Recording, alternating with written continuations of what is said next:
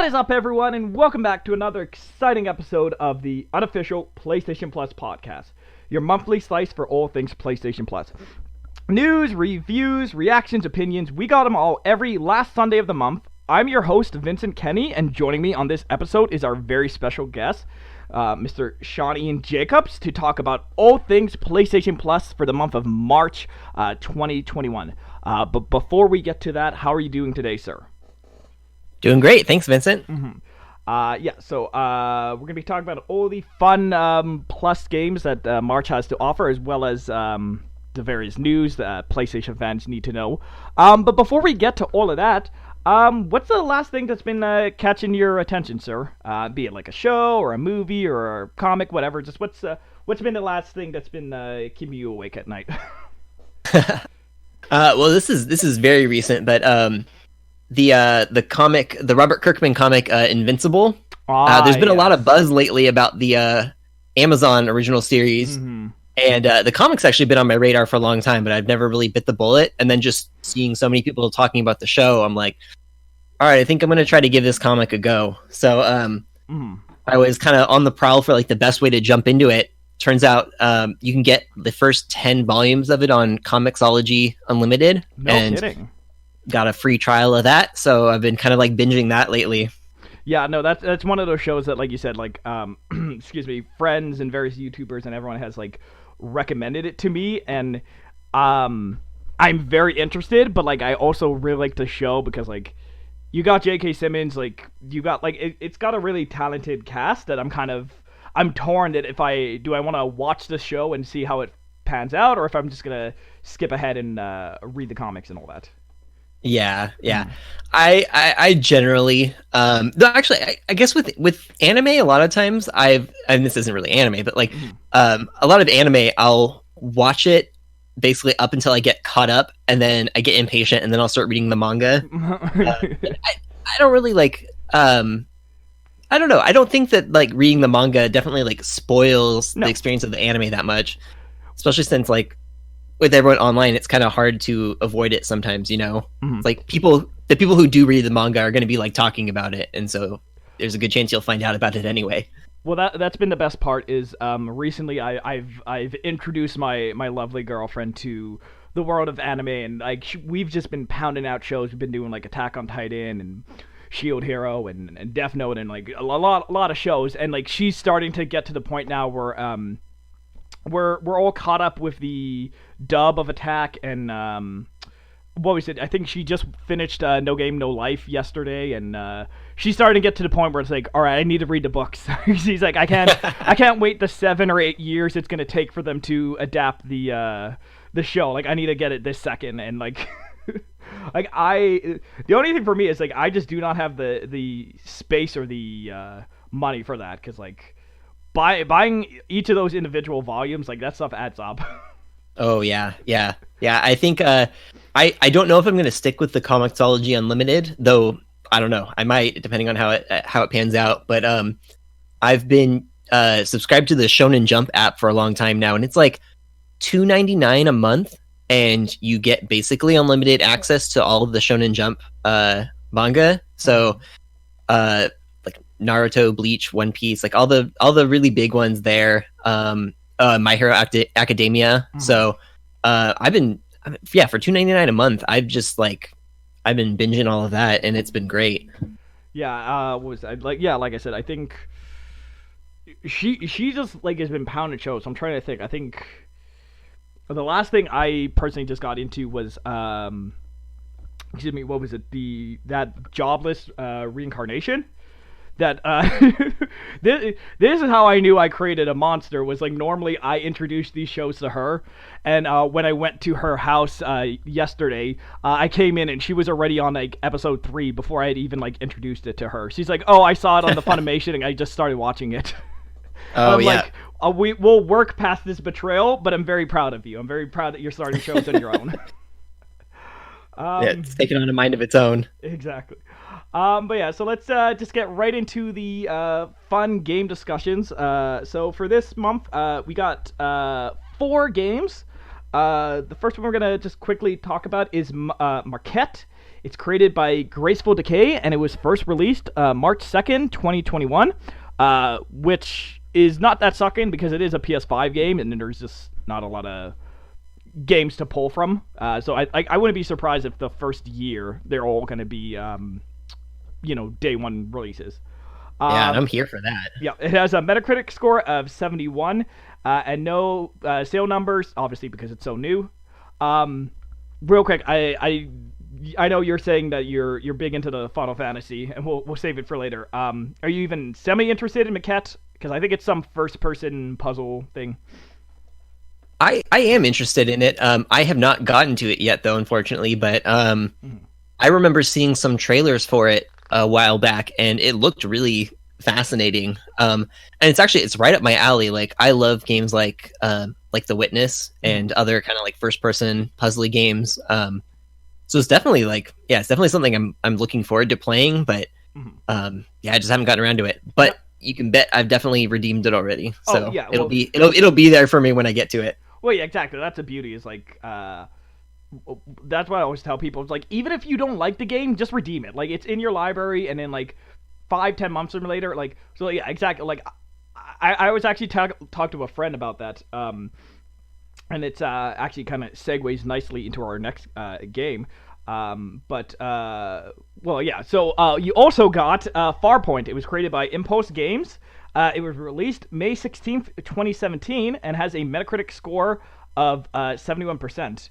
And while there's no specific sales numbers, Sony listed it as their top 5 best-selling PSVR titles back in 2018. So it fairly it did fairly well. And that's what I was telling him is, I don't even own a PSVR, and I think through Plus and all these various free deals, I probably have close to 30 PSVR games for a device I don't even own.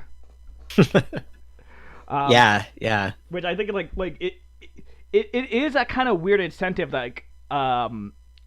because at least with right now with PlayStation 5, it is one of those things you're investing in the future. Eventually there will be the next Grand Theft Auto or the next God of War. So, you're kind of investing in the future, but I do think it's kind of crazy to think with PSVR, you're just kind of making use of all those games you've just been piling up. So again, you could theoretically just start PSVR and not even need to buy a bundle or one of those other things. You could just get the base set and be good for a while.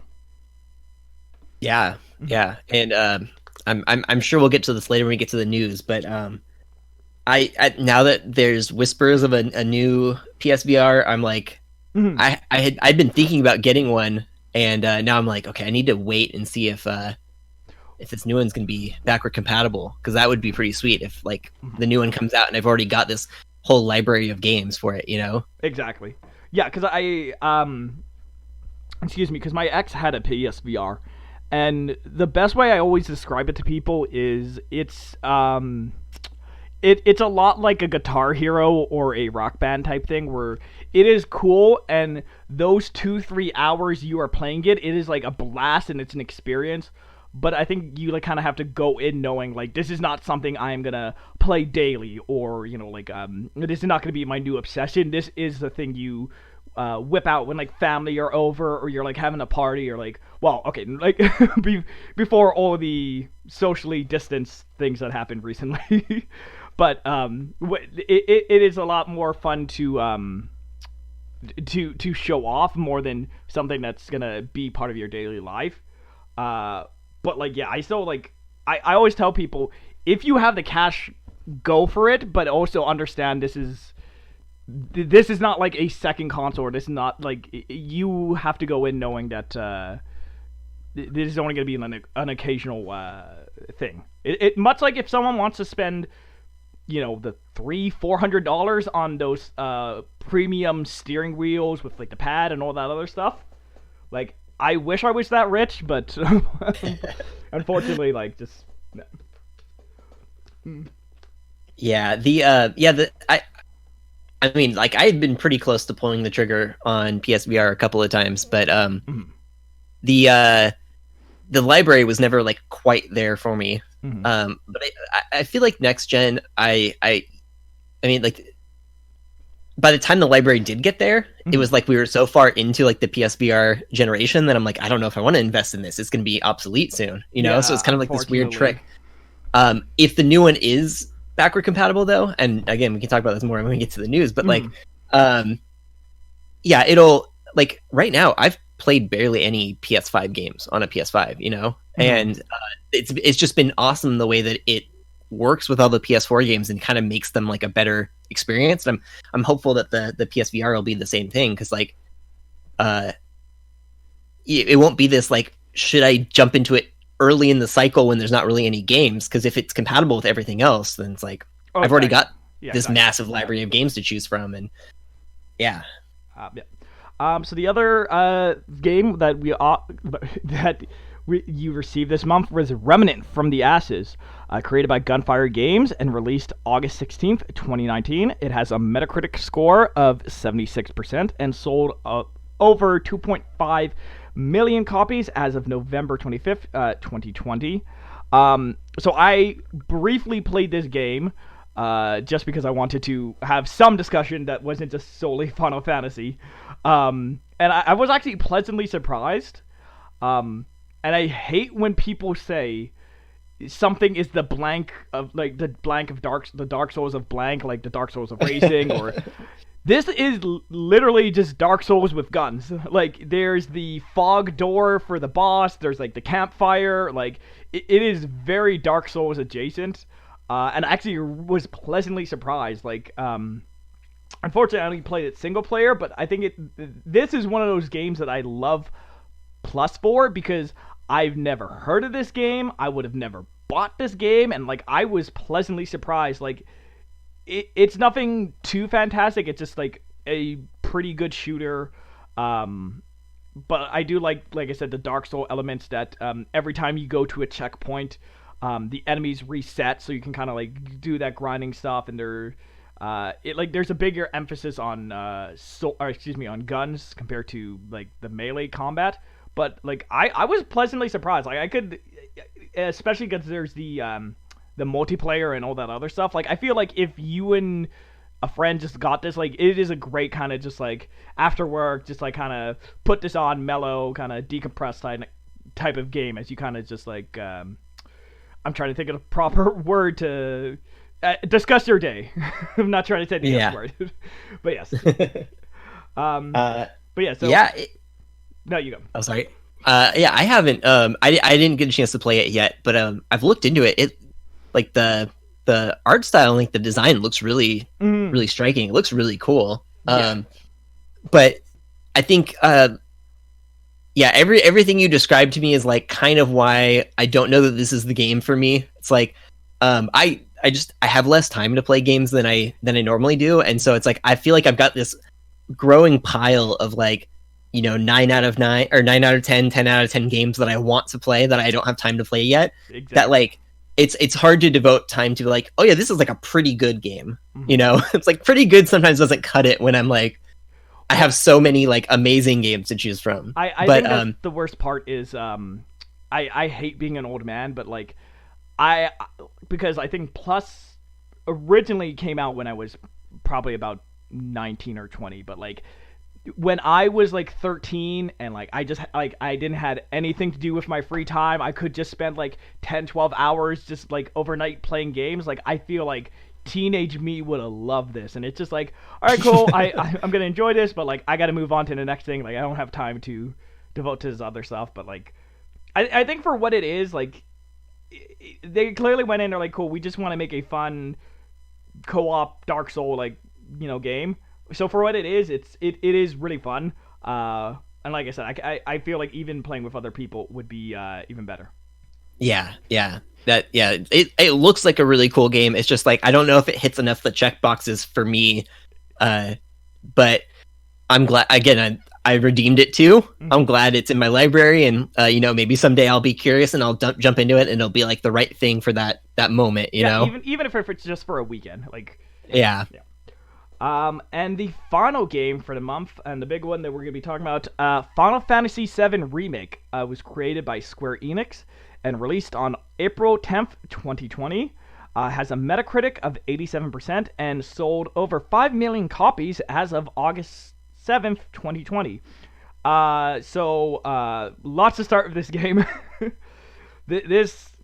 I'll just start off with the initial thing. Did you play the original version of Final Fantasy VII? Yeah. Final Fantasy VII on PS1 is like probably one of the like seminal gaming experiences for me. I remember before I even had the game, I had a demo disc that had like a couple of different games on it, and one of them was Final Fantasy VII, and it went from the beginning of the game all the way up to the to the end of the Scorpion Guard Scorpion battle, and I played that a lot. I played that demo several times, and before I ever even got the game, and so it was kind of like etched into my mind. Mm-hmm. Yeah. So I actually have a very interesting history with this specific game because I was just a weird child, so like I wasn't big into RPGs and stuff like when the original came out. Like I was very big into Spyro and craft platformers of that sort. So like I missed the original when it came out. And like I went like 10-15 years people raving about this game. It's fantastic. It's great. So the first time I actually tried it was when they did like the PS1 classics on PS3. So after like a decade of people hyping this game, saying it's the greatest game ever, it's so fantastic, I honestly thought it was just like okay. Like I could see why people like it, and I could understand why it was, why people enjoyed it, but I did think it was like a bit overhyped. But I think that's also because it was 10 years of people telling me it's good, so I think that kind of fed into my brain. And then it came with this one. I bought it mostly because of Square Enix recent stuff. Like they really made me a fan with 15. Like I really liked what 15 did, and like I'm a big Kingdom Hearts fan and all that other stuff. So I mostly bought it just because I'm like, oh cool, Square does some great work, and I'll support them. And I was pleasantly surprised because, like I said, like I just was like, okay, yeah, it's fine. Like this game made me a hardcore Final Fantasy VII fan. Like I'm all about the characters and the world, and like it. Like I've played, excuse me, what was it? Crisis Core, and I've seen Advent Children, so like I'm definitely well versed with it, but this one like really made me go like, oh no, this is a franchise I really like, I want to be a part of, and I'm really impressed that like the remake made me such a firm believer. Yeah, I think it's incredible that they were able to kind of pull off having people, basically pleasing both of those people, is like people who are playing Final Fantasy VII for the first time with this game, people who maybe came to it late and like didn't appreciate it as much as maybe the people who played it like right when it came out and are obsessed with it. It's like, I mean, they didn't please everybody, but they managed to like hit enough of those people across that entire range. It's incredible. Yeah, like there's always that weird discussion, especially with gaming, about like what constitutes as like a remake or a HD upgrade or a remaster or all this other stuff. But like this, they really put the time in. Like I think it's cool what they did with Crash and Spyro, but like in terms of a actual remake, like this is next level. Like they went 110%, and I'm super appreciative that they could have just like you said, they could have just coasted and made the original fans happy, but they were able to find a way to make everyone happy. Yeah. Or at least close enough. Exactly. And because I will say, like I said, I'm personally not the biggest turn-based fan. Like I'll deal with it if I have to, but it's not my preferred combat. So before we get into any spoiler stuff, like what was your thought on the way they handled combat? Because I know that was a hot contentious point for some people. Yeah. So I do love turn-based combat. I think I prefer like strictly turn-based combat a little bit more than like the active time battle that that Final Fantasy VII had. But I am a big fan of that, and I did love the original battle system. That said, I think they did a great job with this new one. It feels like, I mean, it Something that impressed me was that, like I said, I came from Kingdom Hearts, which is basically just an action game for all intents and purposes. Right. But something I actually really liked about Final Fantasy VII was you can't just button mash. Like, you actually have to manage your party's health and their spells and, like, check the active time battle. So, like, okay, cool, this character is gonna heal. And then there actually was a bit more strategy than I was expecting beyond simple, like, just whack, whack, whack, whack. Like, if you just whack, you're really going to have a hard time playing the game. You do have to think a bit strategic, and you have to switch between Cloud and the different party members and all that other stuff. So, like, I was kind of impressed how they found this nice middle where it's not purely turn-based, but you do have to do a lot more team and item management than I was expecting. Yeah. One thing I thought, like, the way it kind of relates back to like the old battle system, even though at first glance it feels very different because it feels so much more action oriented. But really, when you look at it, like, your basic attacks do such little damage that they're really mostly there to like kind of just build up your ATB gauge, and then once that's full, you can use those commands which do like 10 times as much damage. And so it's almost like the attacks that are going on in the middle are just kind of there so that you're not just waiting and letting your bar fill up. And I feel like that must be the intent, because they have that mode where basically while your ATB is filling up, your character will like attack automatically. Mm-hmm. So they definitely had that in mind, where they're like, we want this to feel like that old turn-based battle system, but they don't want you to just sit there and wait and do nothing the entire time too. Like I said, I am thoroughly impressed. I'm trying to keep it as spoiler free off the top. But yeah, like I think this has me super excited for. Okay, well, I can't think of anything spoiler free. So real quick, before we go into any spoiler discussions, any last spoiler free thoughts you have? I think I'm ready to dive into the spoilers because I might go back a little bit, but yeah, I'm ready to dive in. Okay. Hey guys, future Vinny. If you don't want to be spoiled, skip ahead to 40:48. So the reason it's so hard to talk about this game is I'll just what were your thoughts on the changes? Because this is such a Square Enix thing to do that any other studio would have been, all right, no, we're doing a 1-to-1 adaptation. We might add an extra scene or two. But Square Enix had to get weird with it, and honestly, I kind of love it for that. Yeah. I'll say up front, like, overall, in general, I finished the game and I was like, this was awesome. I really love this. That said, I'm a little bit, maybe like some of the changes were a bit hit or miss with me, and there's a couple where I'm a little bit not sure where they're going to go or where they're going to take it, and that might decide, or that might tell me whether or not I'm actually happy with, the changes that were made, is like how they turn out.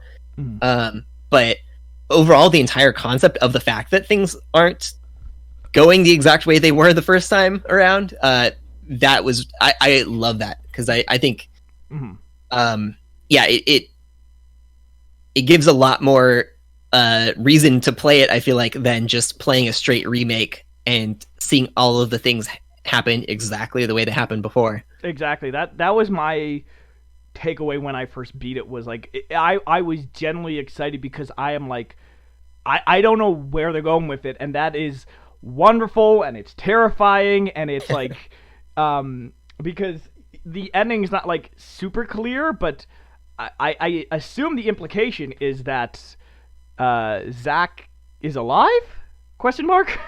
That did seem to be the implication, yeah. But like, it's also not clear if that's a different timeline or the same timeline.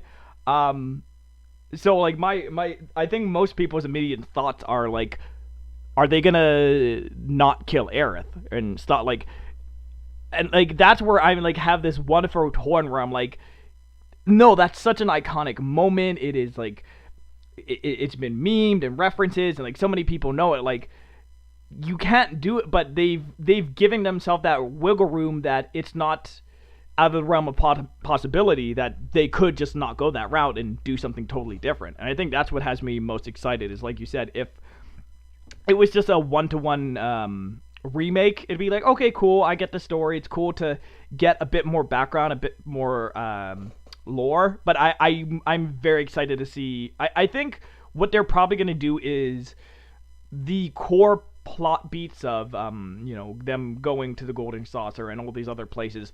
Those are going to stay the same, but probably the way events play out and they meet certain characters, that's like probably going to be a lot more fluid, which I think is, like I said, the best thing, because it allows both new fans to enjoy it and the old ones, and it actually, in a weird way, is kind of like an advertisement for the original, where it's like, hey, if you want to see how it played out in this timeline or this story, there's the original, but if you want something different, there's still the remake for both people. Yeah. I don't know how they're going to do the era thing, but I think the brilliant thing about it is the fact that, like, up until it happens, you're going to be wondering whether or not it's going to happen, you know? Mm-hmm. And, like, the fact that you even have that question planted in your mind is kind of amazing, because otherwise you'd just be playing it, like, knowing, oh, hey, this is going to happen any minute now. This is going to happen. And now you're like, is it going to happen or is it not? I don't know. And you're probably going to be, like, paying attention to every little hint and clue along the way, you know? Mm-hmm. Yeah, because, like, but even, like, the I guess, the new stuff, like, I'm impressed the way they made these characters, like, they added so much more depth, because, again, I only briefly played the first one, like, I think I got 90 or like 80%. Like I got to the part where Sephiroth like stabs the snake or whatever. But one of my original complaints was that Cloud was just kind of mopey and kind of like, just like headstrong, and even with Advent Children and all that other stuff, he had that issue. But like, I'm impressed like how they really made me care for like these characters much more. Like, even like characters I thought I knew everything about. I'm like, yeah, like I actually really liked Cloud by the end. This game really made me like Tifa, like Barrett. Like, I feel like they didn't just do the like, they kind of were able to get the essence of the character, but still kind of bring something new. Yeah, it's it's amazing how much they fleshed out these characters. And I guess this is one of those things where I'm not sure how I feel about it, because I'm not sure how it's going to pan out. But I love the way that they invested more into the like Avalanche characters, the the non party characters. Mm-hmm. And originally I thought the reason they did that was kind of to give more impact to the moment when they mm-hmm. Die, supposedly. And then it turns out like maybe they're not dead. I don't know. That's gonna say, like again, like I have the memory of a goldfish, but like I don't even remember them in the original. But like this one, I was all about Jesse and Wedge and all of, like I said, I'm just surprised how I'm just like flabbergasted, because like I said, like, because I think like, even the hardcore fans who had been wanting the remake forever, like I don't think anyone had thought like I'm trying to think, like even the stuff with Shinra and all that other stuff, like I think now that they've had the 10 years and all the background lore, it is kind of cool to see, at least from my perspective, like you can see them planting the seeds a lot more of like the stuff that's happened in the supplemental material. Now they can actually make it like flow a bit more like organically and stuff like that. Yeah. Mm-hmm. But yes, real quick, because I just do want to go over some of the, because there has been, I think people were pleasantly surprised for this game. They were super excited. They were like, man, this is like a great Plus game. But there has been some. God, I'm just the greatest word boy. There's been some or some strife, and the first part of that is the fact that technically speaking, you can't get the PS5 version if you claim the Plus game. And this yeah, because what is it? This is coming from comicbook.com. And it says, on PS4, all owners of Final Fantasy Remake can upgrade to the PS5 version when it releases for free. However, if you download the game for free on PlayStation Plus, you won't be able to upgrade to the PlayStation 5 version. Well, at least not for free. Yeah. So I think they're just charging a service fee if you want to upgrade to the PS5 version, which is very interesting. Yeah, it's I feel like their messaging around this has been kind of a mess, and I'm not sure I'm not sure if that's because they haven't figured all of the pieces out themselves, but it even gets more confusing because where is it? Yeah, was the time is so crazy. I totally forgot the state of play was this month. But yes, because earlier in the month they had the state of play, and they revealed the PS5 version as well as episode Yuffie, and apparently the Yuffie DLC is like locked to PS5. Yes. So the whole situation is just annoying and confusing. So like I think. Like, I bought it on disc, so theoretically I should be okay, but the fact that it's not a simple yes or no is kind of annoying. Yeah, it's super weird, and I'm not sure like the best way.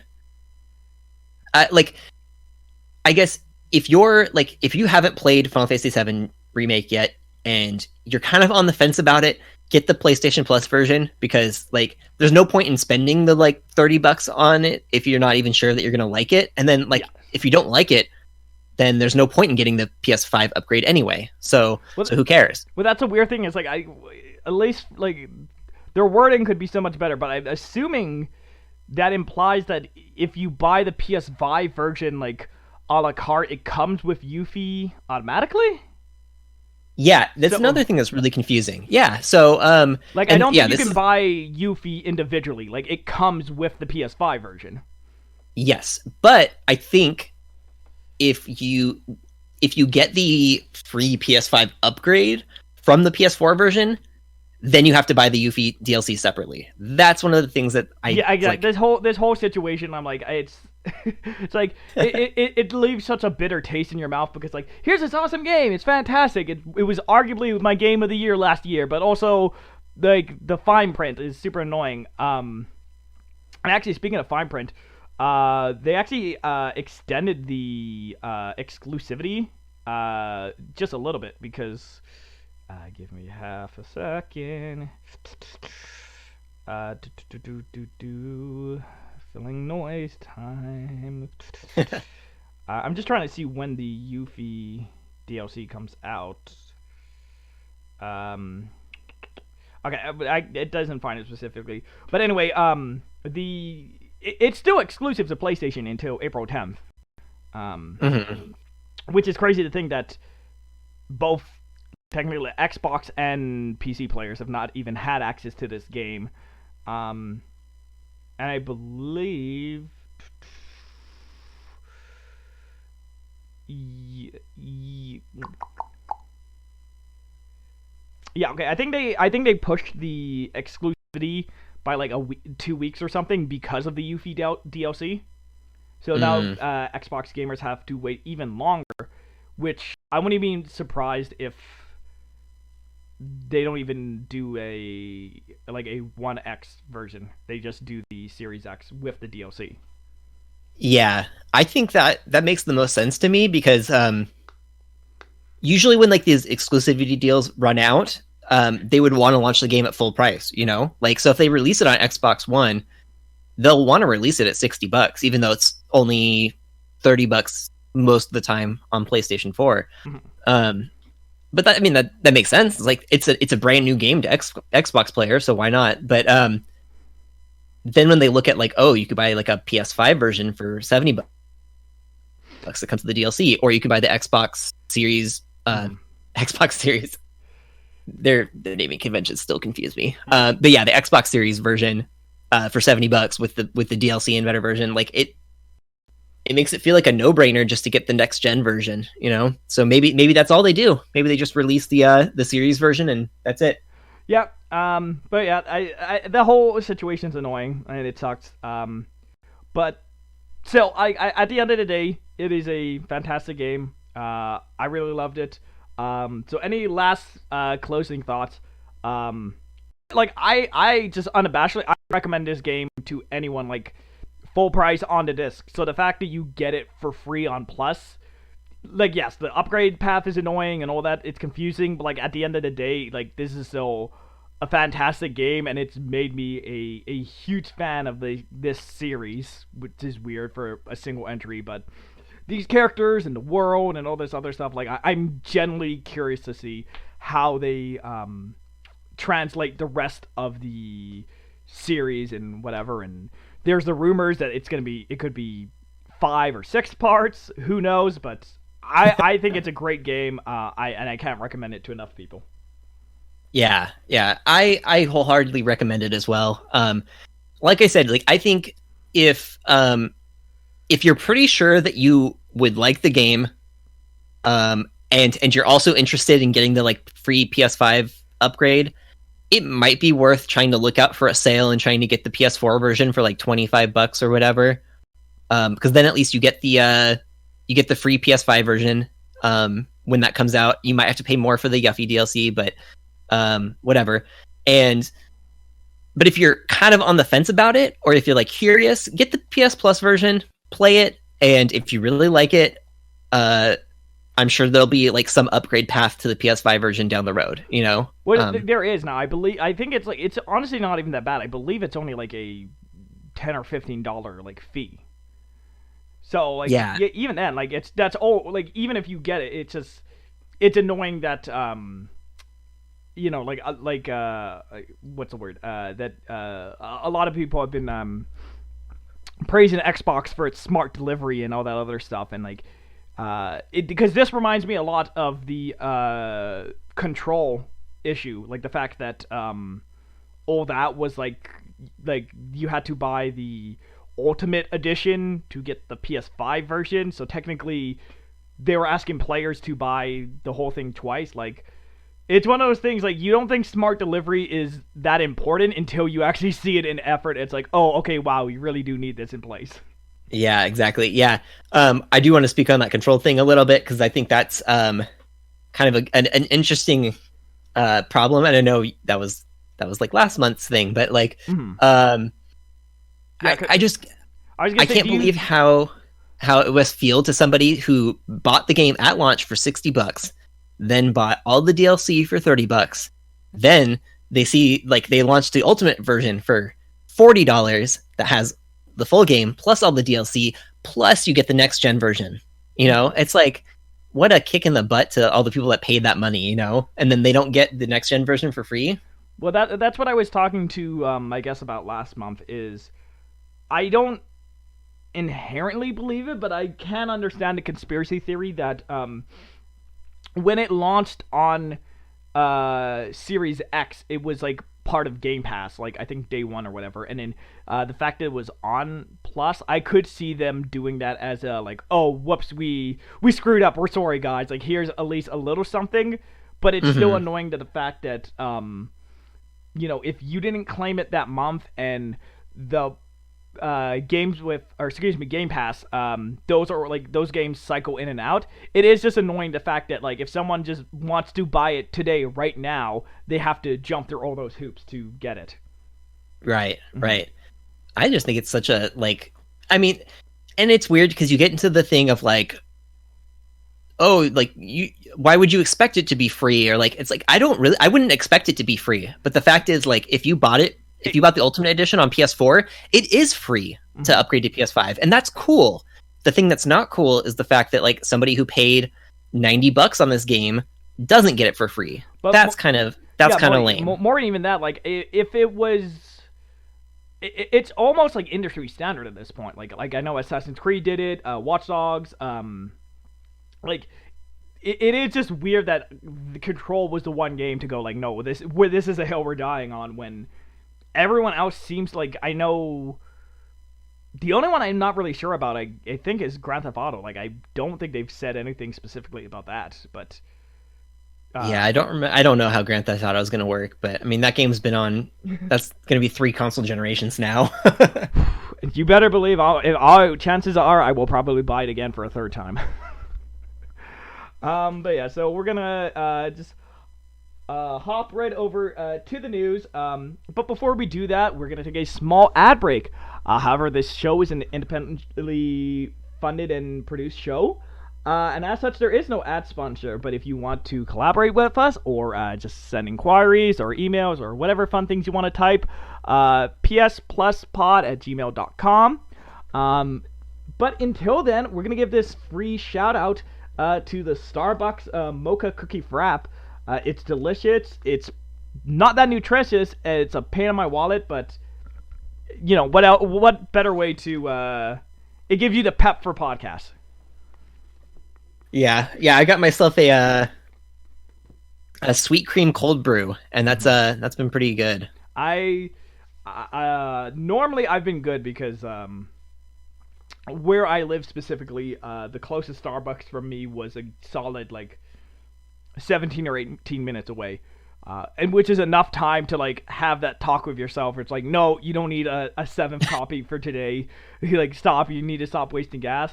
But then recently they just built a new Starbucks like legit a minute and a half away from my house, and it's been a lot harder to to have those conversations with myself. It's like, oh, it's on the way home, like it'll be faster, like you gotta turn into the Starbucks parking lot to get home. And I'm just like yeah, I've got one about 5 minutes away, and I'll say like I try to keep it like a rare occasion so that it's more of like a treat. Exactly.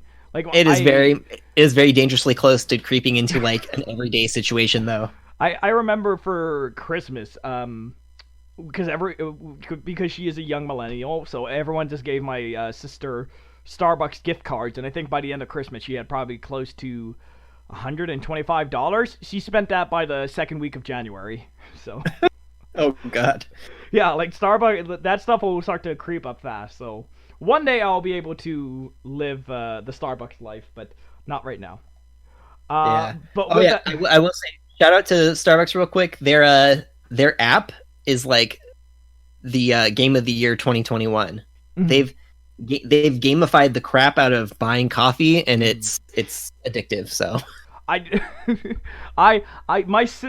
because she's much younger, she keeps me up to date with these things. It's like she's the one who got me on the app, because she's like, oh yeah, you get a free one on your birthday, and there's this and that, and I'm like, you are a bad influence. You are not good for my wallet. My stomach thanks you, but not my wallet. Right. They're like, yes, if you spend over $20 and you get like a free coffee, and I'm like, oh cool, free coffee. Like, not really free. I have to spend $20 to get it. So yeah. Those are always the worst, where it's like, oh yeah, I get like free delivery over $35. Like, well, I only wanted a coffee, but I want that free delivery, so let me just buy some stuff I don't even want. But yeah, so we're gonna now very elegantly transition to the news. We got 12 news stories, and the first one, like you were alluding to earlier, is that PlayStation unveiled the new controllers for the PSVR. So late last month, like the end of January, they did sort of discuss the PlayStation. They just kind of said like, yeah, we're working on it. It's and I think they said that it was only 1 cable instead of like 7. But this month, on the 18th, they started to talk more about the controller. And this article comes to us from the official PlayStation blog. Following the recent reveal of our next-generation virtual reality system for PS5, we're excited to unveil more details about the new controller that will play a critical role in providing games with gamers with the VR experience that we're working to deliver. Our new controller speaks to our mission of achieving much deeper sense of presence and stronger feeling of immersion in VR experiences. It will build upon the innovation we introduced with the DualSense wireless controller, which changed how games feel, in air quotes, on PS5 by unlocking a new way to tap into the sense of touch. Now we're bringing that innovation to the VR gaming. And then they go more into specifics. It's just saying that it'll have adaptive triggers, haptic feedback, finger touch detection, its new tracking. The left controller contains one analog stick, the triangle and square buttons, a grip, L1, L2. The right controller will contain another analog stick, the cross and circle buttons, a grip, R1, R2, blah, blah, blah. So, unfortunately, I can't really show it, but this one's like a lot more round. It looks a lot more, like the Oculus and the Quest, like those controllers. Yeah, how much experience have you had with the original motion wand stuff? Very little, really. I've done a couple of demos at retail stores, and that's about it for the old school one. I liked it, but the setup always seemed really clunky to me, which I think was a big stopping point for me, where I was like, I almost pulled the trigger on jumping into VR several times, and I'm like, oh, I have to get the full set with the headset, the camera, both the Move controllers, all this junk.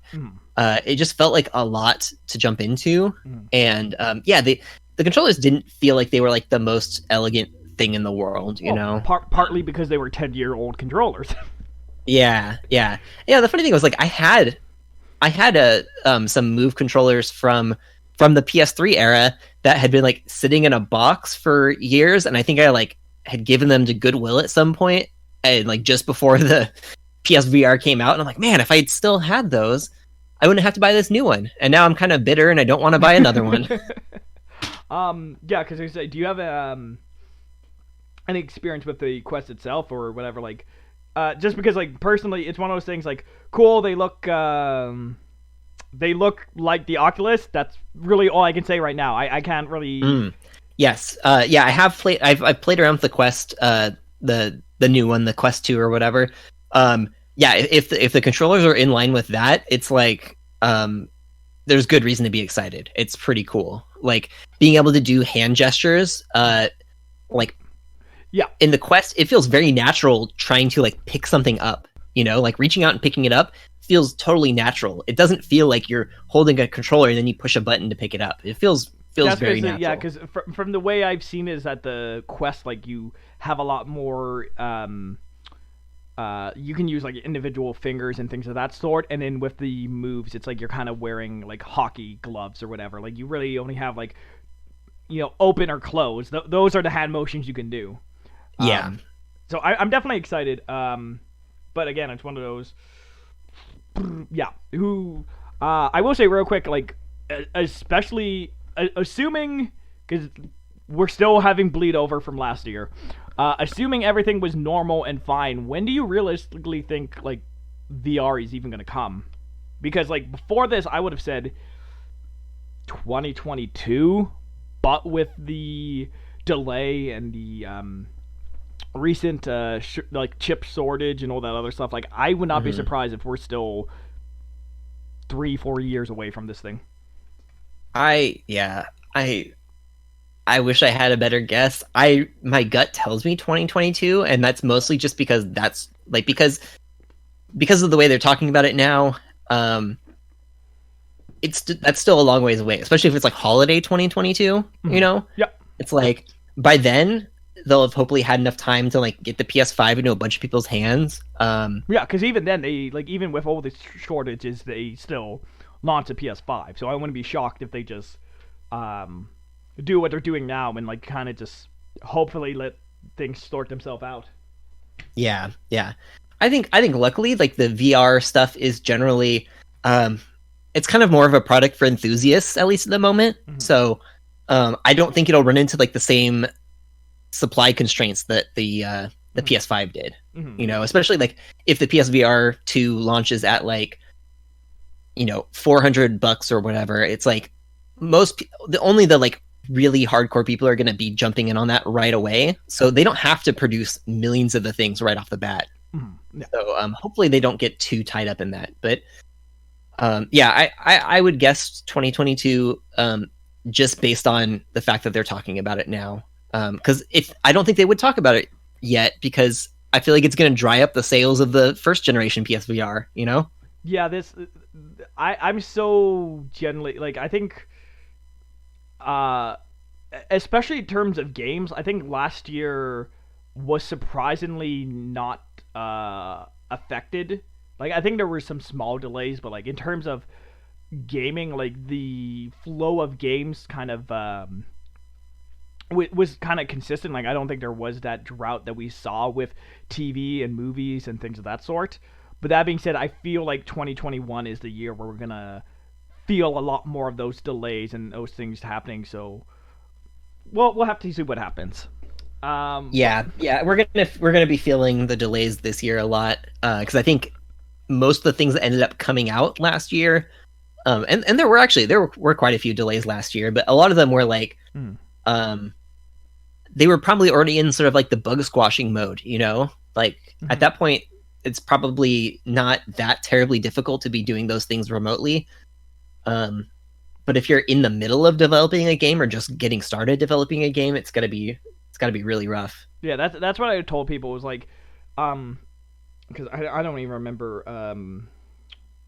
Because someone was what was it? Because we are both frequenters of the Podcast Beyond group, and someone was discussing there that they were upset how The Last of Us multiplayer still isn't even out, and I'm like, at this point, anything is like a blessing. Like the fact that The Last of Us even came out in the first place, or like Ghost or any of those other stuff, we should like really count those as blessings. So like I'm not gonna be too upset when because what is it? I don't have it on the docket, but like Gotham Knights recently got delayed, and that's one of those things. It's like, yep, sucks. Totally understand. That's just the way this year is gonna be. Yeah. I just want to sneak in there with the on the PSVR thing, and then I think I can wrap it up. But I really, really hope they manage to make it backward compatible because I've heard some people. Again, I'm not super familiar with the old move setups and how many games use every single button, but it doesn't seem like there's complete like button parity between the new controller and the old one. And if there's games that aren't compatible in the new one, it's going to kind of suck. So hopefully there's a way that they can make that work, or at least make it easy for people to like, you know, update their old games to make them compatible. Well, something I love about the VR community specifically is there's certain outliers like Half-Life Alyx and, you know, Iron Man VR, but like for the most part, like they've been very good about sharing the content like throughout the different devices. Like there's really only a handful of like VR specific headsets. Like even if it's not day and date, they're still fairly good about making sure that everything comes to every console eventually. Yeah. I mean, they can't really be picky because, like, you know, if you release a game on like PS4 or something, you've got, you know, millions and millions of consoles out there, but the VR systems don't have nearly the same audience. So it's like you've got to go as wide as possible if you're going to make a VR game. So transitioning to our next story, it's going to be how as my mouse messes up. Epic Games is buying Fall Guys developer Tonic Games, and this one comes to us from the Washington Post.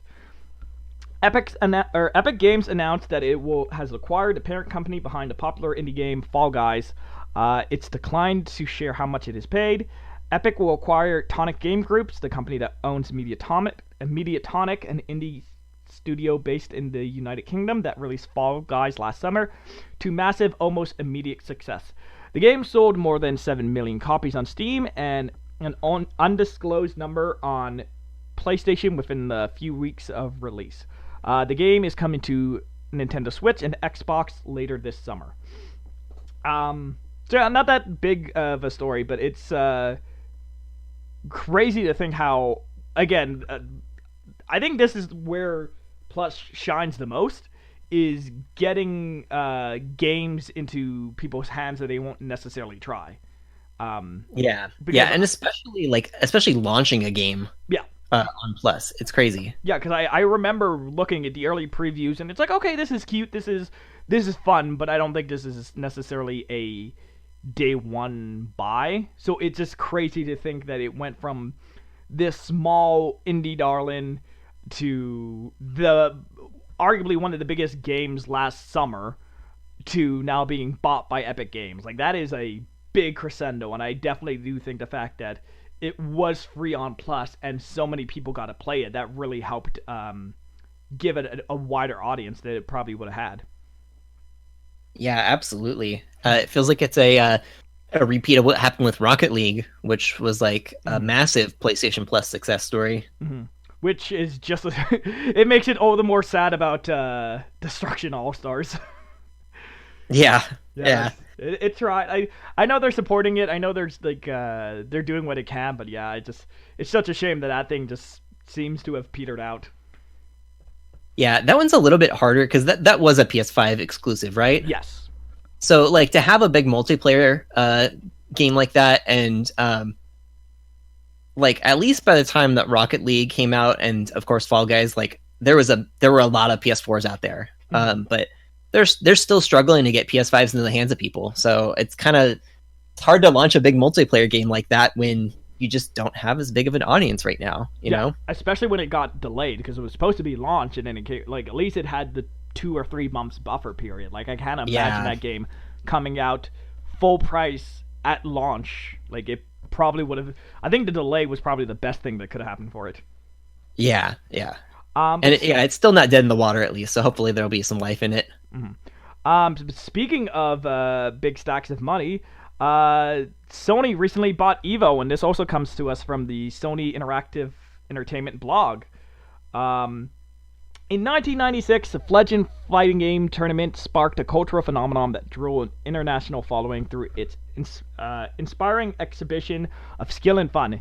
In the decades since, countless legends battles that are in that story tournament, now known as Evolution Championship Series, or EVO, has been waged in the virtual arena of timeless games, many on PlayStation consoles.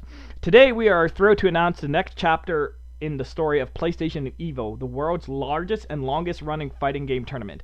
Sony Interactive Entertainment has teamed up with RTS to acquire EVO through a joint venture partnership. Still early days. We don't know what this means long term. But first off, what's just your initial thoughts on this? Because this one came out of nowhere for me. Like, I could have never guessed that Sony would have done this. Yeah, it seems like I think I was a little confused. It's like a pretty baffling move, but I don't know. And then I'm not a huge part of the fighting game community, so I am probably not the best person to speak on this. But well, I think EVO, it's like they said, their legacy. It's one of those things. I don't think I've ever watched an actual EVO match, but it's one of the things, it's a big, like, if someone's competing at EVO, or like if a game, I don't think Brawlhalla has made it, but when you see a game on the EVO docket, it's like, oh, like, that's a legit fighting game. So like, even as someone who doesn't watch it's myself, I can understand the pedigree of EVO. Exactly. Yes. Yeah. I definitely get that. I do. I know enough about it to understand that it's a big deal. I don't know. Like, I don't know. I'm not used to video game studios buying up events and like that. You know. Well, that's the second part of my question is it's not on the docket, but there's this rumor right now that Microsoft is in discussions to buy Discord, and a few months ago, PlayStation bought Funimation, and Crunchyroll and all this other stuff. So I do find it interesting that we're getting to this point with the consoles where it isn't just about big studio acquisition, it seems like they're starting to branch out a bit more, and like where can we get the PlayStation name, or like how can we kind of keep people in our ecosystem even if it isn't specifically with games. Right. Yeah, it's interesting because like yeah, these companies are huge. Like I mean, it's not just PlayStation and Xbox. It's Sony and Microsoft, and they're both in very different positions. Like Microsoft, their Xbox division is not the biggest part of their business, whereas I think for Sony, PlayStation is like one of the most successful branches of their business. So they're in like very very different positions, and you look at things like this, and it's like they're trying to strengthen their entire ecosystem. It's not completely about the consoles, but I imagine a lot of it is going to bleed into those experiences. Like I don't know what they're going to do with Discord if those rumors end up panning out. I don't know if that's going to just get integrated into like Microsoft Teams, or if it's going to somehow join up with like their Xbox game chat or something. I don't know. Mm-hmm. Well, yeah, because excuse me.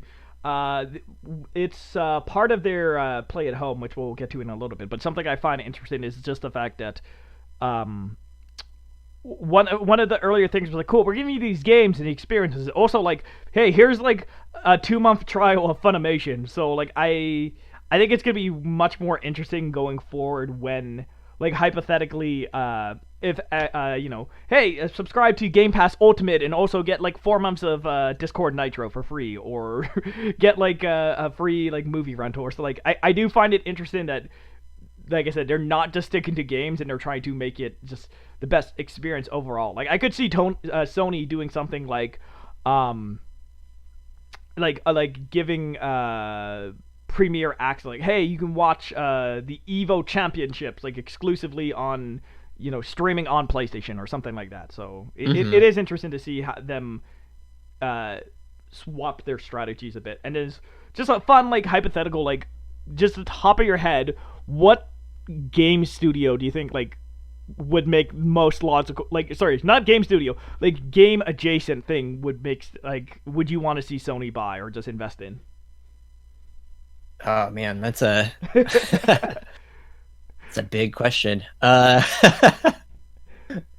man, because like my initial reaction was like GameStop, but I feel like that would probably be a conflict of interest. yeah, that might be a little bit. It's funny. This is definitely not like a serious answer, but it was the first thing that came to mind, and that was E3. Yeah, no, honestly, like yeah, Microsoft has already pulled out, I believe. Because they technically have not been at E3 the last 2 or 3 years, I believe. They just go the same time. Yeah. Yeah, it's kind of funny. Yeah, E3 is starting to fall apart because everyone can do their own thing, and like if you can still kind of get involved in the zeitgeist without actually being a part of E3, then like why even go to E3? Well, yeah, because even even PlayStation, they haven't gone.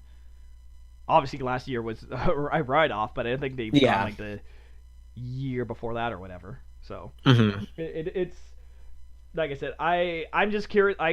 It's one of those things that we're gonna wake up one morning and it's like, hey, PlayStation bought Dave & Buster's, and it's like, all right, cool.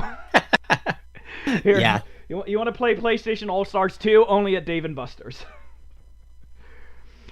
But our next, speaking of big stacks of money, this one comes to us from thegamer.com, and it's Rockstar has changed how PlayStation Plus members get their free money in GTA Online.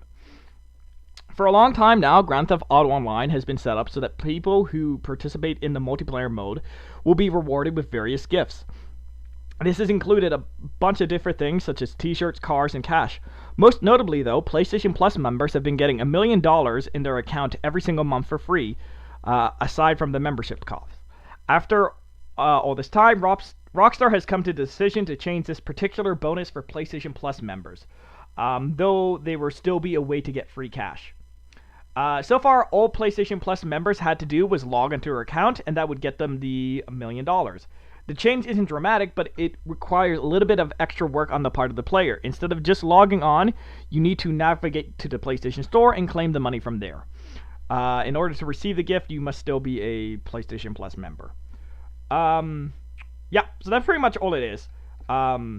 Which, like we were alluding to earlier, um, first off, like, are you a big GTA player, like GTA Online player at all, or?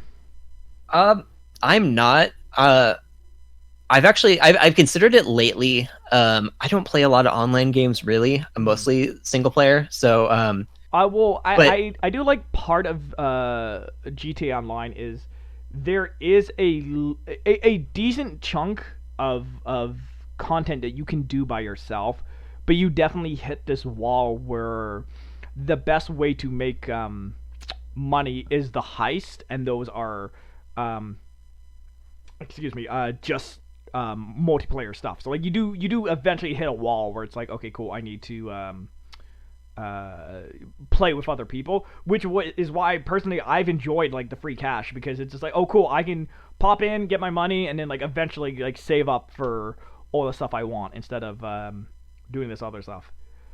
right, makes it like a little bit more sustainable, maybe playing solo as opposed to having to do all these missions. Yeah. But then, like I said, also just real quick, when like where I'm trying to think of it. I don't even think like how far away do you think Grand Theft Auto 6 is? Because like it was cool when they first announced it, like, hey, we're giving um $1 million every month, and I was like, I think I did the math where it's like, even if it's only like if it came out in March, that was still like $9 or $10 million. We're getting to the point like I would not be surprised if the PS5 version doesn't come out till like August or something. Let alone like GTA. And like that's the thing for me is I don't think you would release those back to back. I feel like you want at least some breathing room between the two. Yeah, I have no idea. I've heard, so I know that Rockstar supposedly is trying to take into consideration like the bad press they got around crunch for Red Dead Redemption 2. So I think they're trying to kind of take their time a little bit, and I think they're not really in a rush. Like Grand Theft Auto Online is making them boatloads of money. Well, that's what I'm most surprised about is when they announced the PS5 version. To me, it's like I don't understand why someone would buy that game in 2021. Like I don't know what, because even with Red Dead 2, they released the multiplayer individually. That's what I'm saying. It's just weird to me that they haven't. Right, yeah. It's just weird that they haven't like broken out just GTA Online. Because like I'm like, Yeah. what upgrades can they do to the PS5 version? There's slightly more grass, and now there's cows. Like I don't know how you improve that game even more. Like maybe finally do the story DLC, but I doubt that. Yeah, I doubt it too. I think they are working on Grand Theft Auto 6, and I think they're just trying to make sure that like the people that want to play it can play it on whatever console they have, and that's it. So I don't know. I'm hoping Grand Theft Auto 6 isn't too far out, but like part of me is just like they're in no rush. They're going to take their time, and hopefully it's good when it comes out. And speaking of the store, the next one is just a little quickie update. It's been 3 months since the CyberPunk 27 was taken off the PS Store. It comes to us from thegamer.com, but I mean, yeah, that's pretty much the whole story. The shocking action was exacted on December 18th, 2020. Any late holiday shoppers hoping to pick up a copy in time for Christmas would have been left bitterly disappointed. It was an unprecedented move by Sony, and one Cyberpunk developer, CD Projekt Red, claims it was fully involved in. However, 3 months later, and Cyberpunk is still unavailable through the PlayStation Store. So yeah, I guess this is mostly just a springboard. Did you buy Cyberpunk at all during the fall, like when it first released? I did not, and I'm mostly in the position now where I mentioned it before. Like I've got a backlog of like incredible games that I want to play, and there's just not very much incentive for me to buy a game for $60 at launch. And I think this is like the perfect example of that. It's like why would I buy this game Mhm. for $60 at launch and like experience it in like the worst state it's ever going to be in, while paying the most amount of money? I'm perfectly fine waiting it out, and especially now I got my PS5 back in February, so I haven't had it for too long, but like now that I've secured that, I'm like I am perfectly comfortable just waiting for their next gen version to come out, and I will play it there. Yeah, like I was kind of going into Cyberpunk, like I really enjoyed The Witcher, and all that other stuff. Like I was very excited for it. But there just got to a point, like when they were doing a bunch of those Night City Wires, like their update videos, where I was just like, I don't know why I want this game. Like I think I just want it because of the hype. So I was luckily able like to talk myself like, no, you only want this because everybody else wants this.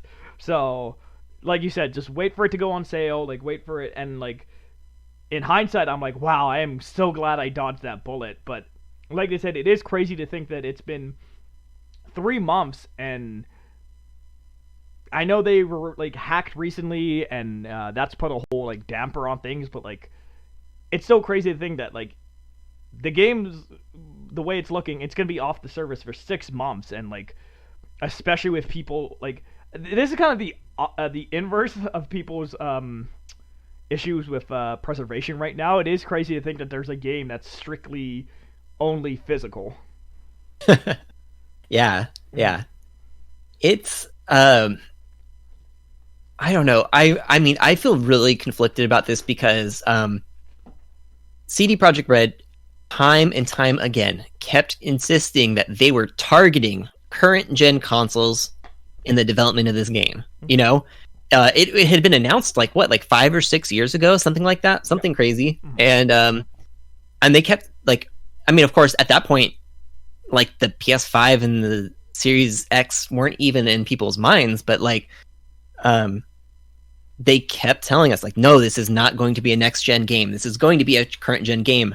But then when it came to showing footage, they never showed us any footage of the current gen games. And so I do feel pretty burned about the way that they like approached this whole thing. And I think it was the right move for both them and Sony to decide to delist it, because it's like, yeah, but you see, the interesting thing there is that you can still like, and people have always made the joke, but you can still buy it on Xbox. So I'm so interested to learn like how that like came about, and like like why Sony said no but Xbox said yes, and like even right now, like do they even theoretically put it back? Like do they patch it and go, oh cool, all right, now it's in a state, or like I can see a case where like it just like at this point, like I think they've lost all the sales that they were potentially gonna get. So like I don't even know if it makes sense to realistically bring it back.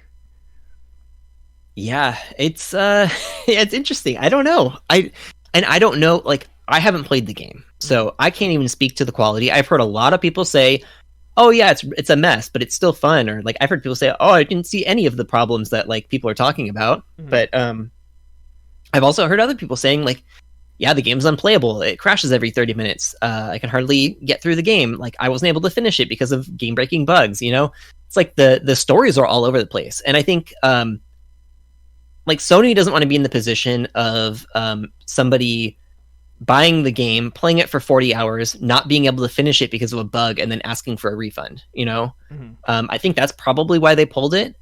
And but yeah, I don't know why you can buy it on Microsoft still. That was just, I guess that maybe they were on the other side of that. Maybe they're okay with giving refunds 40 hours in. I don't know, but yeah. It's a really interesting situation, and I hope they get the game to like a level where they can put it back on the store, and that that people feel comfortable buying the game. That's all I can hope for. But I'm personally I'm waiting for the next gen version, because it just seems like they were a little overly ambitious with what the current gen consoles could handle. And speaking on waiting, as graceful transition, Yes. Sony, this one actually dropped really recently. Sony's making a Ghost of Tsushima movie with the director from the John Wick director, and this comes to us from Engadget.com. Add Ghost of Tsushima to the list of PlayStation properties Sony plans to adapt into a multimedia franchise. Sony Pictures will turn the PlayStation 4 swan song into a live-action movie with Chad, I'm going to butcher this name, Sastowski of John Wick fame to direct. Deadline was the first to report on this news, with Sony later confirming the news. Developer CyberPunk Productions will help produce the project, with Peter Kang there to represent the studio. Naturally, Sony or PlayStation Productions, the subsidiary Sony set up to create movies and TV shows based on its games, is also working on the project. Back when the news of the HBO's Last of Us series first broke, PlayStation Productions co-president Chris Parnell told The Hollywood Reporter the series was the first of many projects the company had planned, and he wasn't kidding. So first off, what are your thoughts about Ghost getting a movie? I'm pretty pumped. I actually haven't played Ghost of Tsushima yet. It's another one of those games that's just on my growing list of backlog games that I want to get to eventually. I always tell people it is like the 10 out of 10, like 8 I've played. Like, this is the most solid, like, wow, this is really good, and that's it.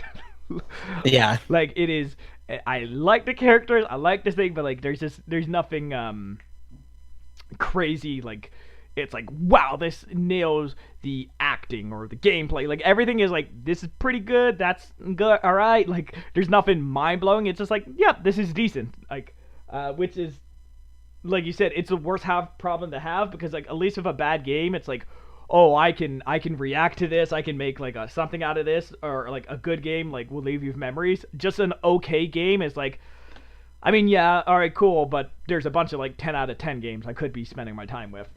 Mm-hmm. Yeah, I think this definitely makes my like I have to play this eventually list, just on the fact that like I'm super into that like Japan era like aesthetic, mm-hmm. and I like totally dig samurai, and it feels like they really nailed that, and so the tone just for that alone I have to give it a shot.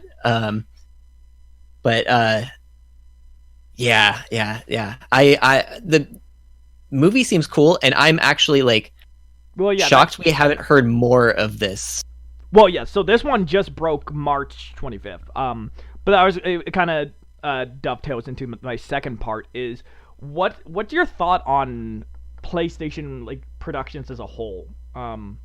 Because I know like some people are split on this. Like, back when Ratchet came out, they like created a studio, and I know people have been saying like, oh sure, that like they're gonna make Ratchet and then they're gonna close, but like they're doing The Last of Us, and there's been rumblings of a Twisted Metal show with I believe it might be with Will Arnett, but like basically like, is this something that you're even interested in the first place? Like, do you think Sony needs this film studio to make these properties, or should like the games just stay games? You know, I think it's a smart move. I'm not super sure how I feel about it. I will have to see like the product of some of these to get more of a feel for it. But like, I've still got that glimmer of my eye where like I would love to see a well executed video game movie, you know. And there's been a couple here or there, but like I think Sony's in like the best position to do it. They have a successful movie studio branch. They have a ton of these original properties. Like, it seems just completely obvious that they would make their own movies based on their video game franchises. And mm-hmm. I'm attached. Like, I don't really consider myself a Sony fanboy, but I'm very much a fan of a lot of their original series, and so I'm excited to see how they adapt them for movies and things like that. It definitely feels like the direction they should go, and I'm kind of amazed that like Nintendo hasn't really gotten into this game yet either. Though I think they're working on like a Mario movie or something. Yeah, with Illumination, that's somewhere in the background. Yeah. But yeah, I've always been which is kind of weird because going back to our earlier discussions, the fact that like I won't read the manga, but like I've always been very stringent about people seeking out like the original, like read the comic, read the whatever, the book, like. So I've always like when they first announced the Last of Us show, my first initial thought was like, just play the game. Like the game is really good, just play the game. But then like I think a lot of people are pointing like, it is easy to get a 30-year-old or whatever into The Last of Us. It's a lot harder to get, let's say, like your uncle or your parents or whatever. Like they're not going to go out and buy a PS5 for The Last of Us. So having that TV show does bring it to a new audience, and it does introduce these characters and these stories to like places they wouldn't necessarily be before. And again, like, it's still early days, but like the Ratchet movie was okay. Like my biggest issue with the Ratchet movie was that the game essentially spoiled it. So like it's like I said, it sucks that the Last of Us show is just retelling the game story. Like I personally would have preferred to have it been like a new character or a new setting, or even do something like one of the side characters like Bill or Trish or whoever. Like but I at the end of the day, like I am happy that people are gonna be able to enjoy these games and these characters that like PlayStation gamers have been enjoying for like decades. Yeah. I think this is, you kind of made this point about like introducing your uncle to the game series or something, and I think this is something that's going to start going away as like people are growing up with games now, and so like they're just going to be used to it. But like modern games are complicated to play, yeah. And part of the reason they're so complicated is because they kind of expect that people know how to do all these things. It's like somebody who's been playing a game since PS1. They like slowly learned how to like, oh yeah, I have to control the camera with this thing and move around with this thing, and like those are like relatively complicated mechanics for somebody who's hasn't approached them before. So it is actually asking a lot, I think, for somebody to jump into something like The Last of Us and experience it just for the story if they've never really played a video game before. So I think it's awesome that they're having the opportunity to get that for people who don't play video games, and maybe it will get them interested in games to the point where like they're like, oh wow, I didn't realize games told this these many great stories. Now I need to try them out myself. And so maybe it'll be enough for them to like make that leap. But I don't think they would do that just on like, much like the comics. Like, oh cool, I've seen the show. I want to play what this is based off. Or I want to see, or like even like The Last of Us 2, hypothetically. Like, oh cool, season 1 was dope. I want to play The Last of Us 2 so I see where this story is going or whatever. Yeah. But yeah, so speaking of movies, our next story is from the PlayStation blog, and it's that the PlayStation Store is going to discontinue movies and TV purchases and rentals. It says, at Sony Interactive Entertainment, we strive to provide the best entertainment experience for PlayStation fans, and that means evolving our offerings as customers change needs change. We've seen tremendous growth from PlayStation fans using subscription-based and ad-based entertainment services on our console. With this shift in customer behavior, we've decided to no longer offer movie and TV purchases and rentals through the PlayStation Store as of August 31st, 2021. When this change takes effect, users can still access movies and TV content they have purchased through the PlayStation Store for on-demand playback on their PlayStation 4, PlayStation 5, and mobile devices. We thank our fans for their continued support, and we look forward to further enhancing the entertainment experience on PlayStation. So not that crazy of a news story. I guess the only thing I would say to you is, like, have you ever even used the PlayStation movie rental service? I have not. In fact, like, I'm actually, so I'm pretty comfortable buying like digital products most of the time, but there's like certain things I've been kind of apprehensive about. And I guess like a rental actually doesn't seem that bad of a deal, but I really didn't get deep into digital movies until Movies Anywhere came out, and I was like, okay, now I feel like at least if I'm buying them from like multiple places, I feel like they're all kind of consolidated. There's like a little bit more I don't know, like a little bit less like proprietariness to it. And that helped me. But yeah, otherwise I haven't really. I think the only film I ever rented off of PlayStation was like Your Name, and that's because I literally could not find it anywhere. But like, yeah, I think I've rented one movie in the span of like 5-6 years. Yeah, So yeah. I feel like I'm not as much of a movie buff, and so like I think I have so much streaming. I've just been with that. Well, I was gonna say, yeah, because my ex did this a lot. Me personally, I just don't view my PlayStation like that. Like when I sit down, it is I'm gonna play a game. I don't have that mindset of like, oh cool, let me watch a show and then hop to this and that. Like I always view it as a gaming box first that can stream. But I wouldn't ever imagine using my PlayStation or an Xbox as like my media hub or center. Yeah.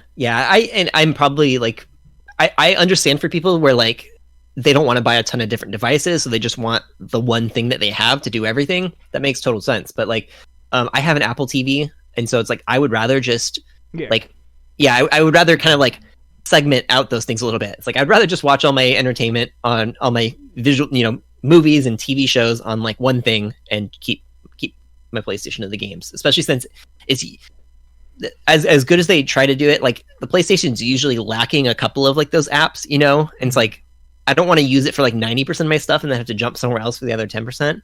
Exactly. But speaking of Sony removing things, the next one is that PlayStation is removing the community tabs, and this comes to us from Tech Radar. The PlayStation community features is to be axed in April, according to an email sent to PlayStation 4 owners. Communities allowed for players with shared interests to come together to play games, form parties, share screenshots, and chat about topics related to their interests. The feature's discontinuation isn't a huge shock, given that PlayStation terminated the community apps in March last year, and that the ability to create private parties was removed from PlayStation 4 last year. In addition, the patch notes for the ongoing 8.5 beta update for the PS4 apparently mentions the removal of the feature. So yeah, just a small story, but I was gonna say, is this like, did you ever use this feature? I didn't, and I mean, like, to be honest, it sounds cool, but yeah. I remember when I set up my PlayStation, that's one of the first things they did. So I subscribed to a bunch of generic stuff. It was like, cool, I'll subscribe to IGN and Kind of Funny and very, very different YouTubers like I'll follow. Like, I don't think I ever went in. All it does is it's just like, anytime I turn on my PlayStation, it's like, hey, there's new updates. I'm like, I don't look, so... Yeah, you're like, I just want to go to my game. That's it. Exactly, going back to our other thing. Like, yeah, when I turn on, it's game time. It's not futzing around. It's not filling a menu. It sucks for it sucks for those affected. Like, it's annoying, but I just, like I said, I don't personally ever see myself using. I can't imagine using like a. I can't imagine using my PS4 like as a community tab like that. Like at that point, I would use my phone or a laptop or something of that sort. Yeah. I guess that's really like the tricky point is like, yeah, we're also used to like using like our phones and stuff for social media, and like maybe now the PlayStation app on phones has gotten pretty sweet. Maybe it would be better like if they approached it now, because you could interact with the communities on your phone a little bit more. Well, that's the thing I like, is that, like they said, because originally there was like the PlayStation voice chat and communities and the store, and like there was a bunch of separate apps, and I really appreciate that the new app kind of has like everything in one. Yeah. I really like the idea of the communities. Like it would be cool to be able to have sort of a social media aspect to it. But I think there's a couple of problems. Like you said, like a lot of times you just jump into your PlayStation, you want to play games. But also every time they've done it so far, it's felt sort of half baked. And it's like, I would really love this if you like just went fully baked into it, like if you went all the way, but like you're only going halfway, and it's like, I like the idea, but it's just not there. Yeah. And then moving on to our next one. We're gonna go over the Play at Home initiative. So late last month, they announced that Ratchet Remake was gonna be free for March, I believe. And then that also again I think you got like a 2 month free trial for Funimation. But they've expanded that list now, and they're offering 10 games as part of the Play at Home initiative. And this comes to us from GameRant.com. In response to the COVID-19 pandemic, Sony has launched the Play at Home initiative, giving away free games to PlayStation gamers with no strings attached. Sony has revived the Play at Home program for 2021, starting things off with a free copy of Ratchet & Clank on PS4, which is available to claim until March 31st at 8 p.m. PT. Now Sony has announced the next batch of free games for the initiative, which the company is giving away a staggering 9 titles on March 25th, with another to come on April 19th. Okay, this list includes the critically acclaimed indie games such as Abzu, Enter the Gungeon, Res Infinite, Subnautica, and The Witness. And they're also giving away some VR games like Astrobot Rescue Mission, Moss, Paper Beast, and Thumper, and they'll all become free on on March 25th. Then on April 19th until May 14th, Sony will be giving away Horizon Zero Dawn Complete Edition as a free download. Filling time song. Okay. Okay. Yep. So you get Horizon, and the cool thing about this service is that technically you don't even need Plus to do it. Like if you own a PlayStation, you can get these games totally for free. So I was gonna say, first off, real quick, what are your thoughts on Sony doing this? Like,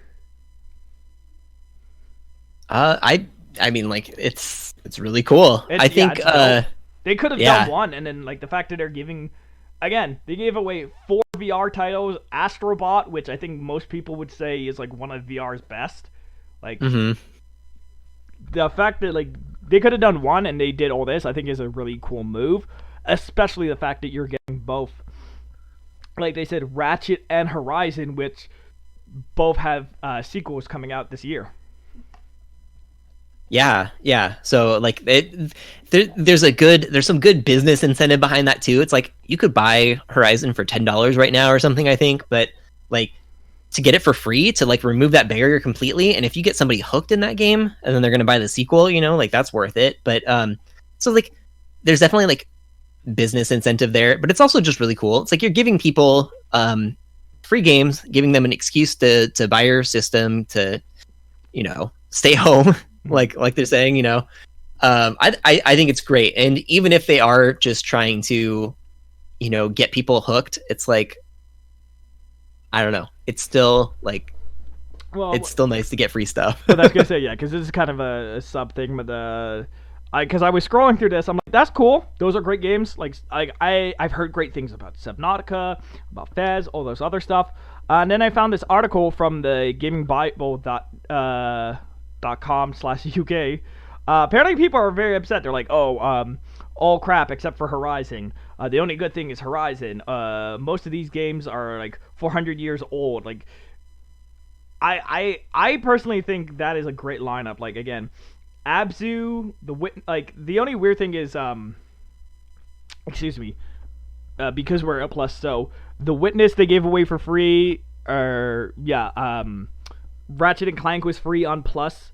Horizon's never been free on Plus, but like, I believe Enter the Gungeon, that's the only weird sticking point for me is, not all, but a lot of the games that they have offered have been free on Plus before, so theoretically, if you've had Plus since launch, you would have already owned these games. Yeah, I mean that's true. Like I went to get most of these games, and a lot of them I did already have. Whether it was because I bought them when they first came out or because I got them on Plus already.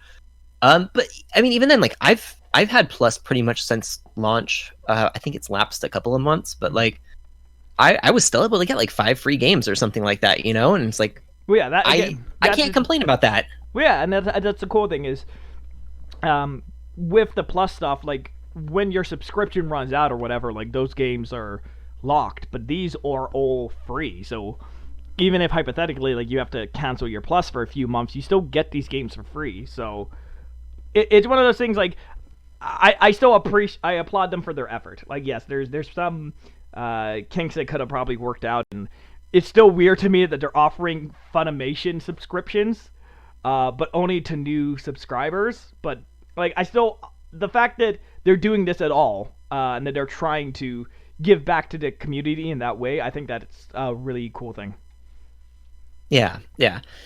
I understand the complaints in a sense, but you're throwing rocks in a glass building. It's like you're getting something for free, and I can understand. I've been frustrated when PS Plus games get announced, and I'm like, oh, I already have all these games. I paid $60 for these at launch. Like, but it's like I got to play those games already, and it's cool for everybody else who doesn't. Well, like I've always taken the stance that this was like before, just with the PS4.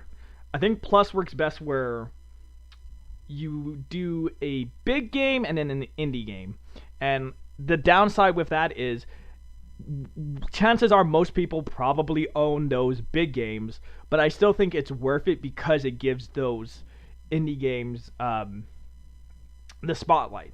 Like even going back to like a few months or whatever, like the fact that it had like Tomb Raider and then Maneater. It's like I think most people probably own Tomb Raider, but the fact that Maneater is getting to that new audience, I think that's what's cool. And even with these games, like the fact that like you get Subnautica for free or whatever, like I think that's one of those games where a lot of gamers have probably heard about it. They've like it's been on their radar, but they've never got to sit down and actually try it. So I think that's what's cool about this is like it's all name games, but I don't know how much I don't think everyone's like own all of them. So it's just cool that these games get to find new audiences. Yeah, I agree. And I had to Google it real quick.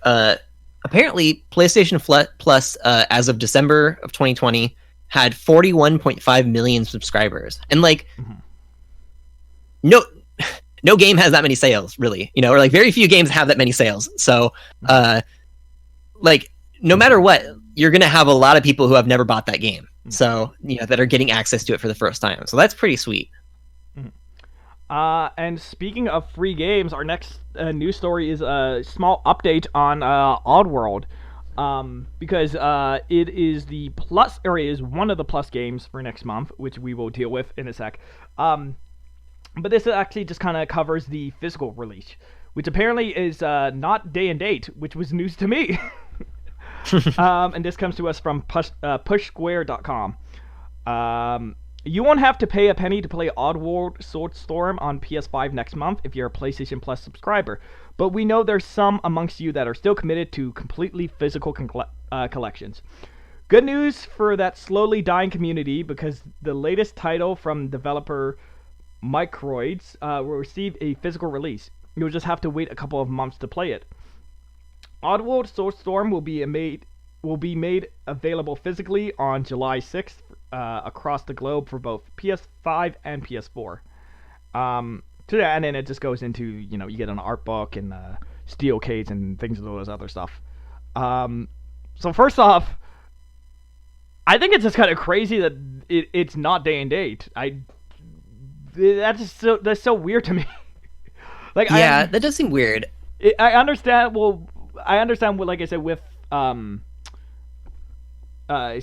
with PS5 on Plus, a lot of these games, at least for the first year, they're probably going to be day and date releases, and it is kind of.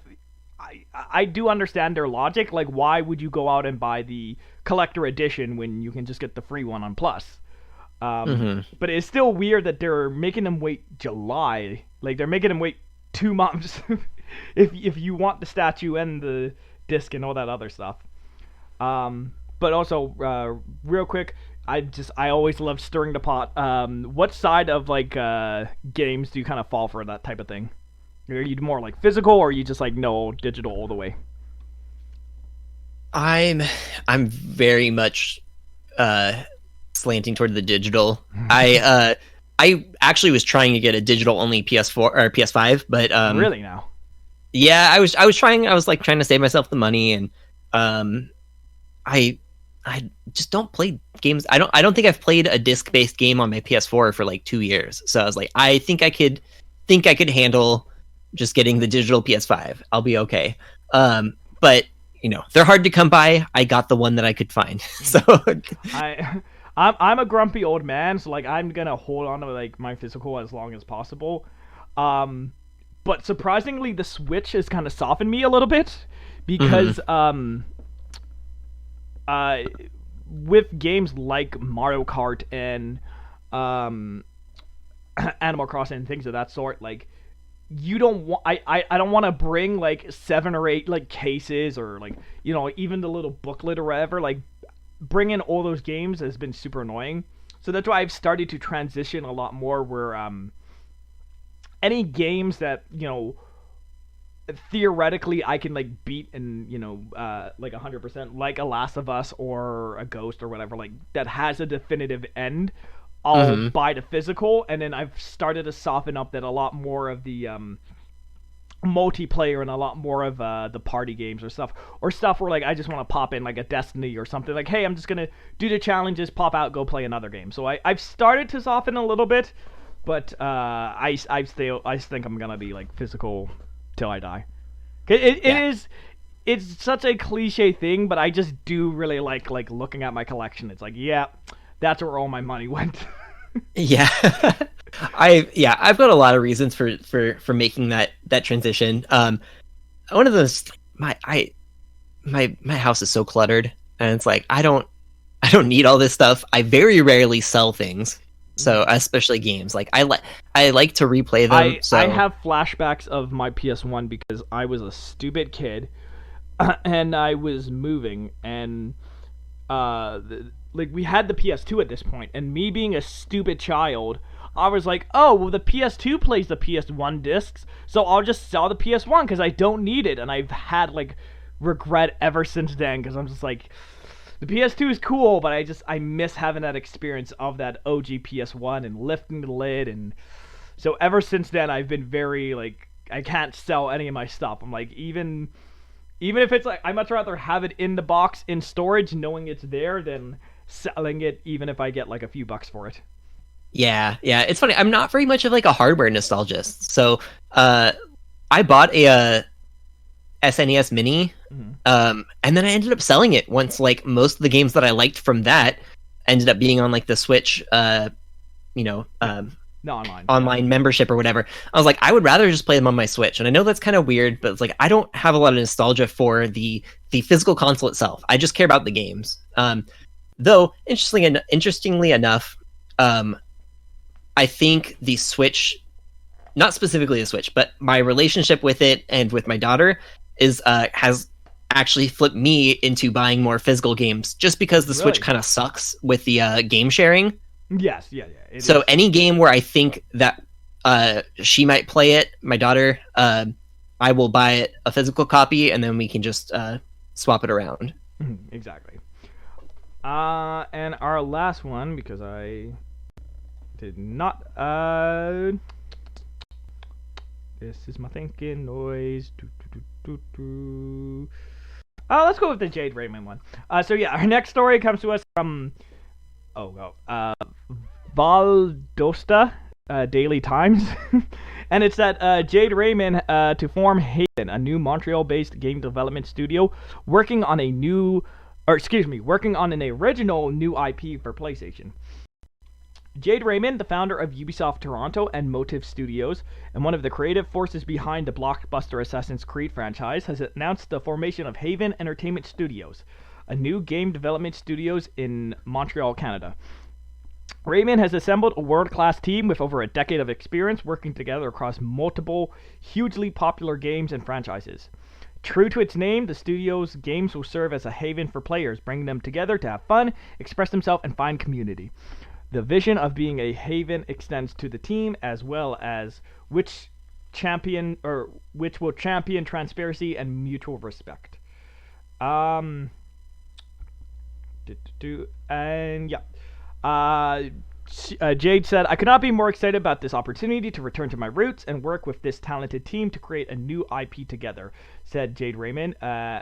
Launching an independent studio with the backing of Sony Interactive Entertainment gives us full freedom to push boundaries with the support of a publisher that deeply understands the creative process of making games and is known for exceptional quality and player-first approach. So yeah, first off, I guess just off the bat, are you like how big are you into Jade's game? Because like they said, she did the Assassin's Creed and she did Watch Dogs, and then unfortunately, she really has not done much since then, which was my initial reaction. I was like, oh, okay, cool, but like she hasn't done anything. And then the more I did research, like this poor woman has like really had a rough time. Like it's not that she's necessarily bailed on projects, she's joined so many teams and then things kind of just peter out and she has to keep rebuilding these teams. So I feel really bad. I'm hoping this will be the shot in the arm for her. Yeah, in a way it reminds me a lot of Amy Hennig, who I think also kind of went a similar route. I think she ended up like making her own studio too. But yeah, these big, developers that are like recognizable names in the industry, which is pretty rare. And then they just have this like streak of bad luck where they're like not able to get a project off the ground. Yeah. And I think it shows how complicated video games are. Yeah, because I'm looking right now, like, yeah, she's done Assassin's Creed, Metal Gear Solid 4, Splinter Cell Blacklist, Watch Dogs, Far Cry, and then Star Wars Battlefront 2. So, like, it's one of those things, she hasn't done many projects, but she's been in some big, big, like, iconic franchises. Yeah. And I mean, like she's been on Assassin's Creed since the beginning, right? Yeah. Like she launched both Assassin's Creed and Watch Dogs. Like she was the one who created those series, basically. Yeah. I think I mean, like the fact that anyone who's able to create a new series like that from scratch is like pretty impressive, And like especially Assassin's Creed turned into an annual franchise. Like that turned into like this massive thing. Yeah, and like that's the craziest part too. Is like again the fact that they're doing not just that she's forming the studio. She's working on a new original new IP for PlayStation. I think that's what's most exciting. Yeah. Especially because I'm gonna go on my soapbox for about 5 seconds here. I personally much prefer this. What is the word? This style of development for Sony, in stark contrast to Xboxes, because like it's not on the news docket, but the Bethesda deal like went through this month, so now they like officially own Bethesda, which is cool. But my main issue with it has always been is that Microsoft's stance, much like with Discord and whatever, they just seem to buy and take over this stuff, and I much prefer Sony's stance of let's take these new studios and build it up. Like it is crazy to think like 20 years ago Naughty Dog were nobodies, and Insomniac was just a small team. So I do really like that Sony is continuing to do this, that they're not just who can we buy? Let's buy Konami. Let's buy Sega. Whatever. Like Sony is still having this stance on let's like work with smaller teams and make these brand names, and that's how we get stuff like Horizon, like The Last of Us, even last month's game with Pixelopus and Concrete Genie. Like I'm so happy that they're still starting small instead of trying to go for more necessarily name brand stuff. Yeah, and I do prefer.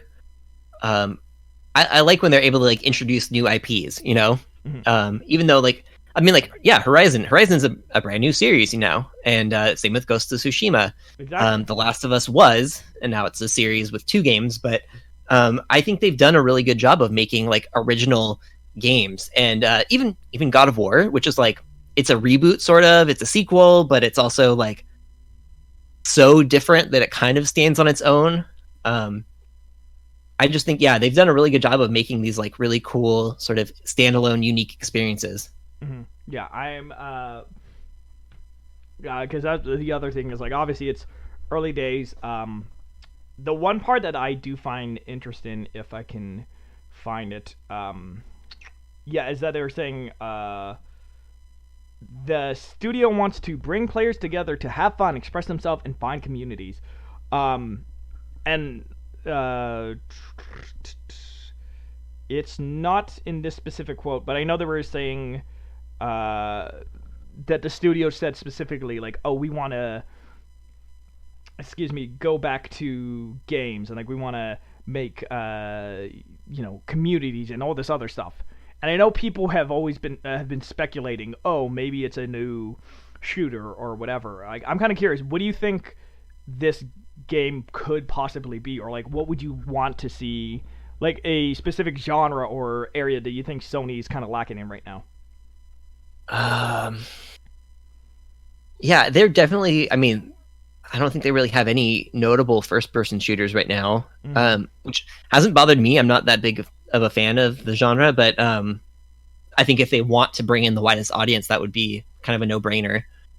I don't know. They Sony very much has their shtick, of like third-person, over-the-shoulder, narrative-based, like action games, pretty much. Yeah, exactly. So I feel like almost anything else would be, kind of a breath of fresh air. Even if, like, I'll admit, like that type of game is pretty much my jam. Mm-hmm. Yeah, like I know it's a joke with people, but like the whole, what is it, the third person over the shoulder emotional story game. It's like I feel like we're covered for those for a bit. Yeah. I'm just trying to. Yes, because I'm looking at the official her statement on the blog, and it says that it's time for us to focus on games in a place where we can practice our craft without any barriers or impediments. We want to create worlds where players can escape, have fun, express themselves, and find communities. We want to pour our passion into a project. We want to make something wondrous for people to experience. Maybe I'm just misreading it, or I'm reading too much into it. The fact that she's saying this focus on games or community, I really feel like it is gonna be kind of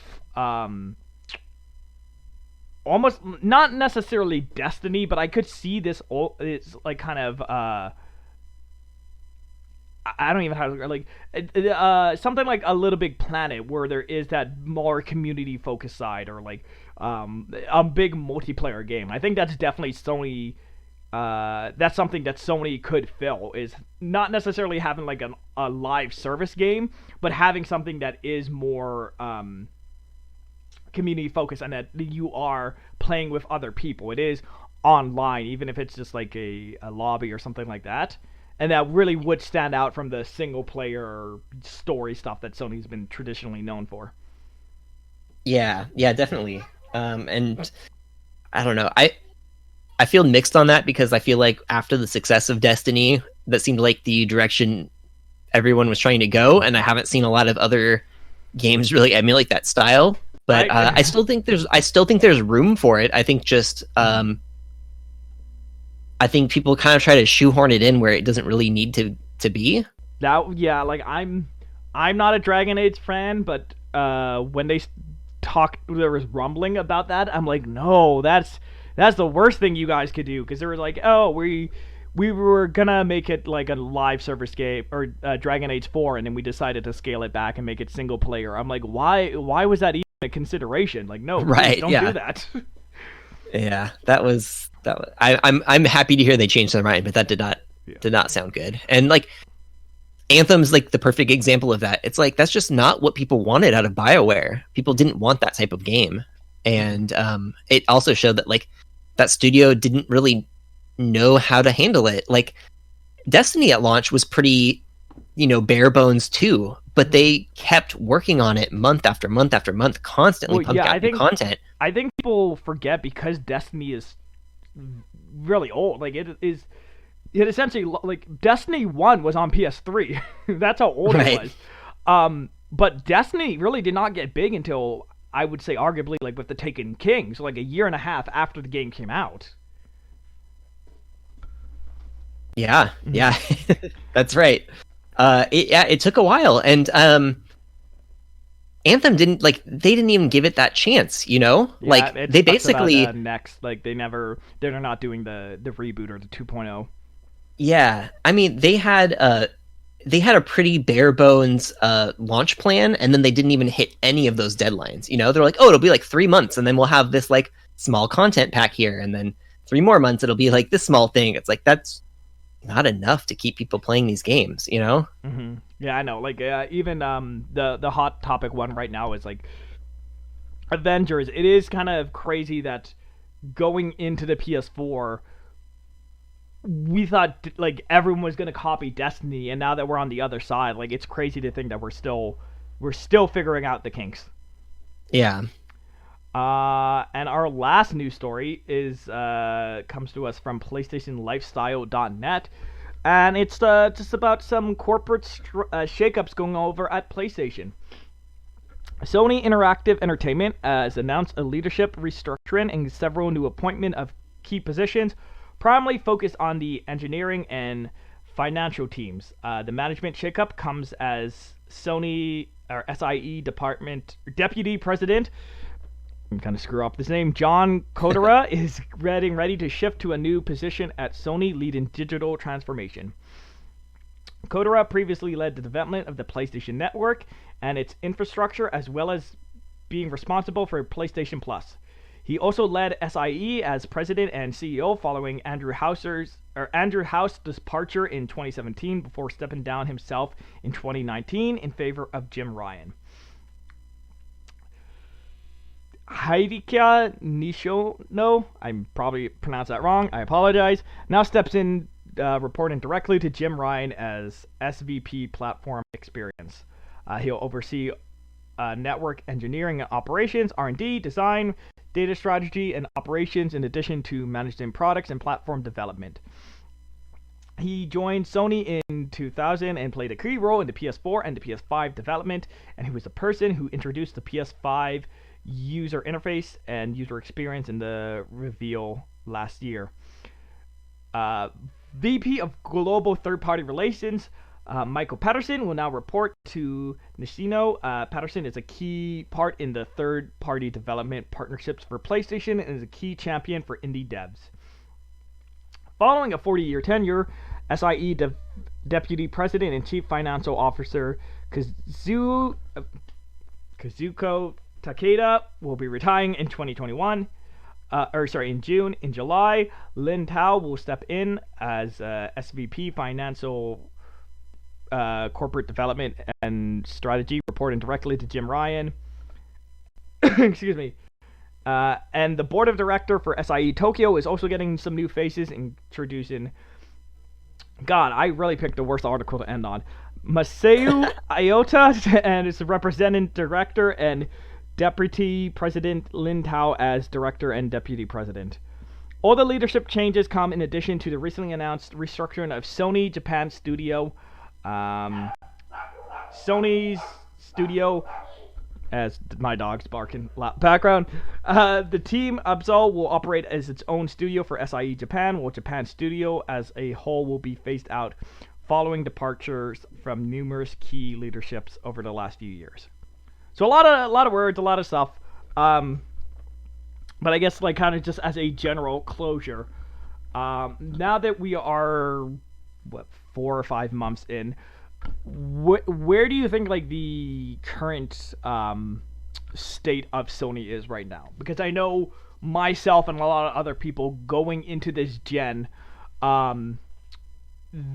we were a bit kind of bullish because it felt like Sony had got their arrogance again from the PS3, that they went into this gen going like, hey, we have the PS4, we have the best-selling console, we're number one. That, like, their arrogance kind of like, hey, yeah, you'll buy a PS5 because you know it's good. Like, so, like, are you kind of happy where Sony is as a company right now, or like what kind of things would you kind of change or kind of hope they improve on in the future going forward. Yeah. Yeah, it's a good place to end, I think. I going into the PS5 generation, I was a little bit worried that they were going to have sort of that sort of like cocksure attitude that was going to lead to them making a bunch of stupid decisions. I still think there's a couple of stupid decisions they've made, or at least maybe like they haven't prioritized some of the same things. But oh yeah, go ahead. No, I was gonna say, yeah, I typically don't do rumors on the show, but we're basically I think we should at least address some of the store rumblings, and because well, the main thing for me is this has only been verified by one site. Like, it is not right now. Most articles are still linking to that gamer article, but there's been rumblings recently about Sony closing their PS3 and their PSP store, as well as the way PS4's internal clock handles like game licenses. So I'm just kind of curious, like, yeah, like I said, do you think Sony still has this arrogance, or do you think they've learned from the past and they're gonna be able to still be humble? I think I do think they'll still be able to remain humble, but I think it'll I don't know. I still think they are not the most aggressive at like God, I'm trying to think of how to describe this. Like they don't go above and beyond like trying to make people happy a lot of times, you know? Yeah. They'll maybe introduce like one or two small things and think like, oh yeah, you should be so grateful for this. And, exactly. Yeah. That happens sometimes. Yeah, like just the fact that they said they were working on VR, I think they thought was a bigger deal. They're like, yeah, we're doing it. Hey, be happy. We're giving you a VR too, and it's like, okay, but there's like issues with the move wands and all this other stuff, and like it's good to hear that they're listening. And honestly, maybe it's just a pessimist in me. I think they've handled the launch as good as they can, but especially with the supply issues and all that other stuff, it just seems like they don't care, for lack of a better word. They're just like, yeah, we launched the PS5, buy it. And it's like, all right, but like we physically can't. Like, we want to give you our money, but it's very hard. And they're like, now we're making we're making God of War, we're making Horizon. Like, we're keeping this train going. If you're not on, that's on you. So they haven't done anything to like outwardly upset me. And I do think, honestly, that they're going to handle the store closure fine. Like, I know a lot of people have been a lot more doom and gloom, and they're saying that, like, oh, you're losing games, you're losing these franchises. Like, I'm optimistic, and I'm hoping there's going to be a plan going forward that maybe they will find a way to do PS3 emulation on PS5, and it's like, hey, look, you can't play them on PS4, but you can bring them forward that way. But I don't know, like you said, I think that's the worst part is Sony's just not hungry, because at least Microsoft, like, they're doing as much as I'm upset about the Bethesda deal, I think Microsoft is making such really cool moves where I'm like, oh, like Microsoft they're doing everything in their power to go like, no, you need to be an Xbox gamer. It doesn't matter if it's on PC or console or Game Pass with your phone or whatever. Like, they're making it really hard to say no, and Sony's just kind of sticking with same old, which is still good. Like, I don't think their quality has ever dipped, but it is sad that they're not as hungry as they used to be. Yeah. I think Sony knows what their strength is right now, and that seems to be in their first-party exclusives or their exclusivity deals, you know? And Microsoft just has a different approach where they're like, if we can get you sold on Game Pass, we're good, you know, and I don't really care where you play it. Whereas Sony is like, I want you to buy a PlayStation 5 because it's the only place to play PlayStation games. And then once you're there, you're going to buy other games there. And that's sort of their model. And that leads to just like totally different strategies for the way they approach things. The PS3 and the PSP and Vita store shutdowns really suck, but oh yeah, go again.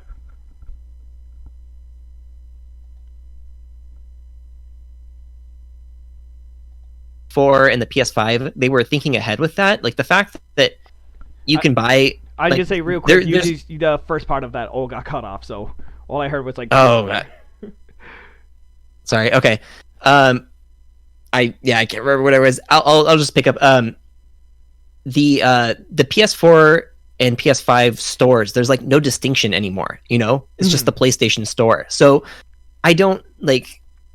I'm hoping that what happens with the PS3 and Vita store and stuff, like I'm hoping that's going to be a thing of the past, and that in the future, it's all just going to be on the PlayStation Store, and they don't have to upkeep these like silos. You know, I don't know what they're going to be able to do. I'm sure there's going to be like licensing issues and stuff with trying to keep the PS3 games alive. I'm sure there will be some games that just kind of get lost in the shuffle, and that sucks. But that's going to happen, and all I can really hope is that they're doing what they can to make sure that's not like a problem going forward. You know? Oh yeah, like that was honestly I've been banging this drum the last 2 years, but like ever since the WiiWare closed, excuse me, that like the PlayStation was my first thought. It's like, oh wow, like there's gonna be a day where like again, this is all a rumor, we don't know, like it could be in July, like the rumor is saying, it could be next year, who knows, but like eventually, even if it is not right now, eventually these stores will have to close. And I think that's the kind of crappy thing, but like I also do understand, because I don't imagine like how like I know from a lot of people from a preservation standpoint have been like, oh, we need to save the games, we need to protect all the games, and it's like I personally view it as like the games that are worth saving, like we've already done that. They're on other platforms, they're other places. Like no one's gonna be saying like, oh, you know what, I want to play on my PS5, Super Rub-a-Dub. Yeah, exactly. I don't think there's any like big name games that are being lost in the shuffle. Mm-hmm. I think there's a couple of small games that it'll be like, it just sucks that people won't have access to them, even if they're not like the biggest games in the world, you know?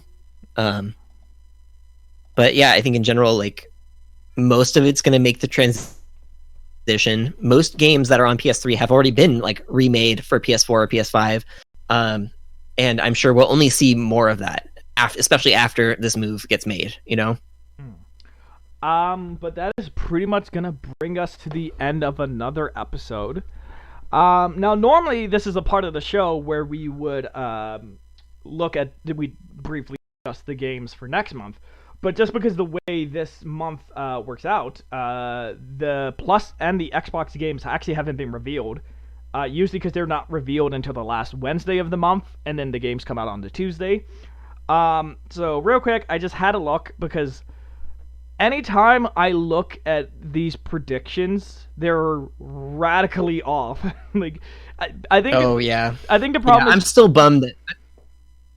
Yeah, you go. Oh, sorry. I'm still bummed that Disco Elysium didn't make the March one. I heard that rumor for a while, and I was like, that's hard to believe, but I would really love it. Well, that's the problem. Is people always aim for the moon because they're like, oh, we're getting a cool Plus game, and I just looked up real quickly, and like according to the PS Plus Reddit, which I don't even want to touch, but the top contenders right now are Uncharted Lost Legacy, Gran Turismo Sport, Gravity Rush 2, The Order 1886, and Death Stranding. I'm like, I don't see any of those games happening. Yeah, me either. I think I will say, I mean, I'm shocked like that now that PS5 is out and ostensibly the PS4 is done in most terms. I am shocked The Order never became a Plus game. That seemed like the perfect Plus game. I don't know what happened there.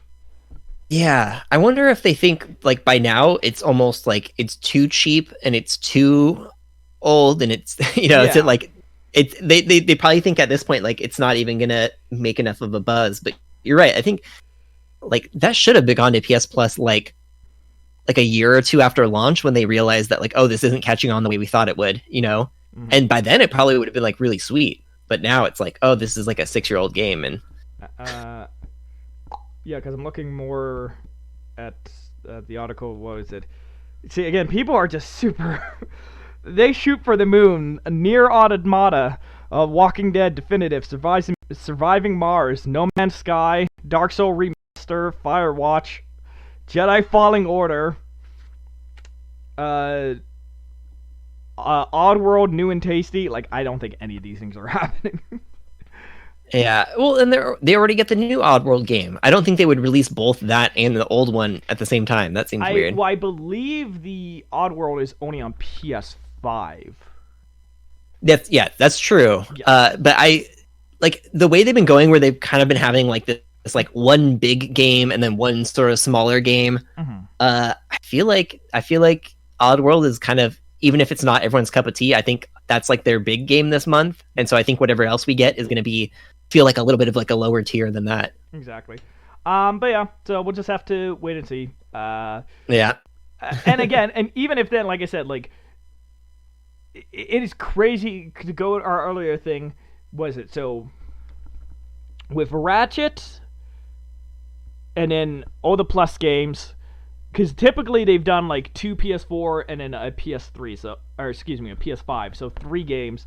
So in the span of next month, you are possibly looking at getting 13 games for free, which just blows my mind. Yeah, that's pretty incredible. like I know people like Game Pass is a new hotness right now, and like I definitely do see the appeal of Game Pass, but I still think as a PlayStation gamer, like I do see why, again, like we were saying earlier, why they're a bit stagnant. It's like, cool, now isn't where it should be, but you're still getting 13 games for free. Like that's you can't beat that deal. Right. Yeah, totally. Yeah, but that do it for another episode. So before we go, thank you so much for joining the show, sir. You've been a great blesser and a great talk. But before we go, any social medias or any places you want people to go or check stuff out? Yeah, so I'm working on my own podcast called Boss Fight, and hoping to launch it pretty soon, but I don't have an ETA on that yet. It's a podcast about video games, and I invite people on from people in the industry, just people who play games, streamers, things like that. And we have discussions about mental health and how our lives relate to video games. And so far, it's been really cool. We've had some really insightful conversations. And I don't know, I just wanted to do something different in the gaming space and give people a chance to like talk about games in a different light than we're used to hearing. So yeah, it's been really fun. That sounds really cool. I'm looking forward to see that when it eventually comes out. Yeah, and I will, for anyone who's interested, if that sounds interesting to you, you can just follow me on my personal Instagram. It's Sean Ian Jacobson, and I'll spell that out because it's kind of weird. SEANIAN and Jacobson with SON. So and gotta clarify all of that. All the links will also be in the description and all that fun places too. But yes, beautiful, super dope. I'm looking super excited for that. But if you want more news about this show, and if you want to keep the conversation going, as well as checking out the daily happenings, be sure to follow us, PS Plus Pod, all one word, on Facebook, Twitter, Instagram. If you'd like to write into the show and have your letter read on air, PlayStation Plus Show at gmail.com. I'm currently streaming this on my personal Twitch, Viral Vinny, where I often play a lot of the Plus games that we discuss for this show, as well as various other fun things. So again, Viral Vinny, Twitch, Instagram, Facebook, all those fun social media places. But I have been Vincent Kenny. He has been Mr. Sean Ian Jacobs, our lovely guest for this episode, and this has been the Unofficial PlayStation Plus podcast. And until next time, long live play, whenever, wherever, forever.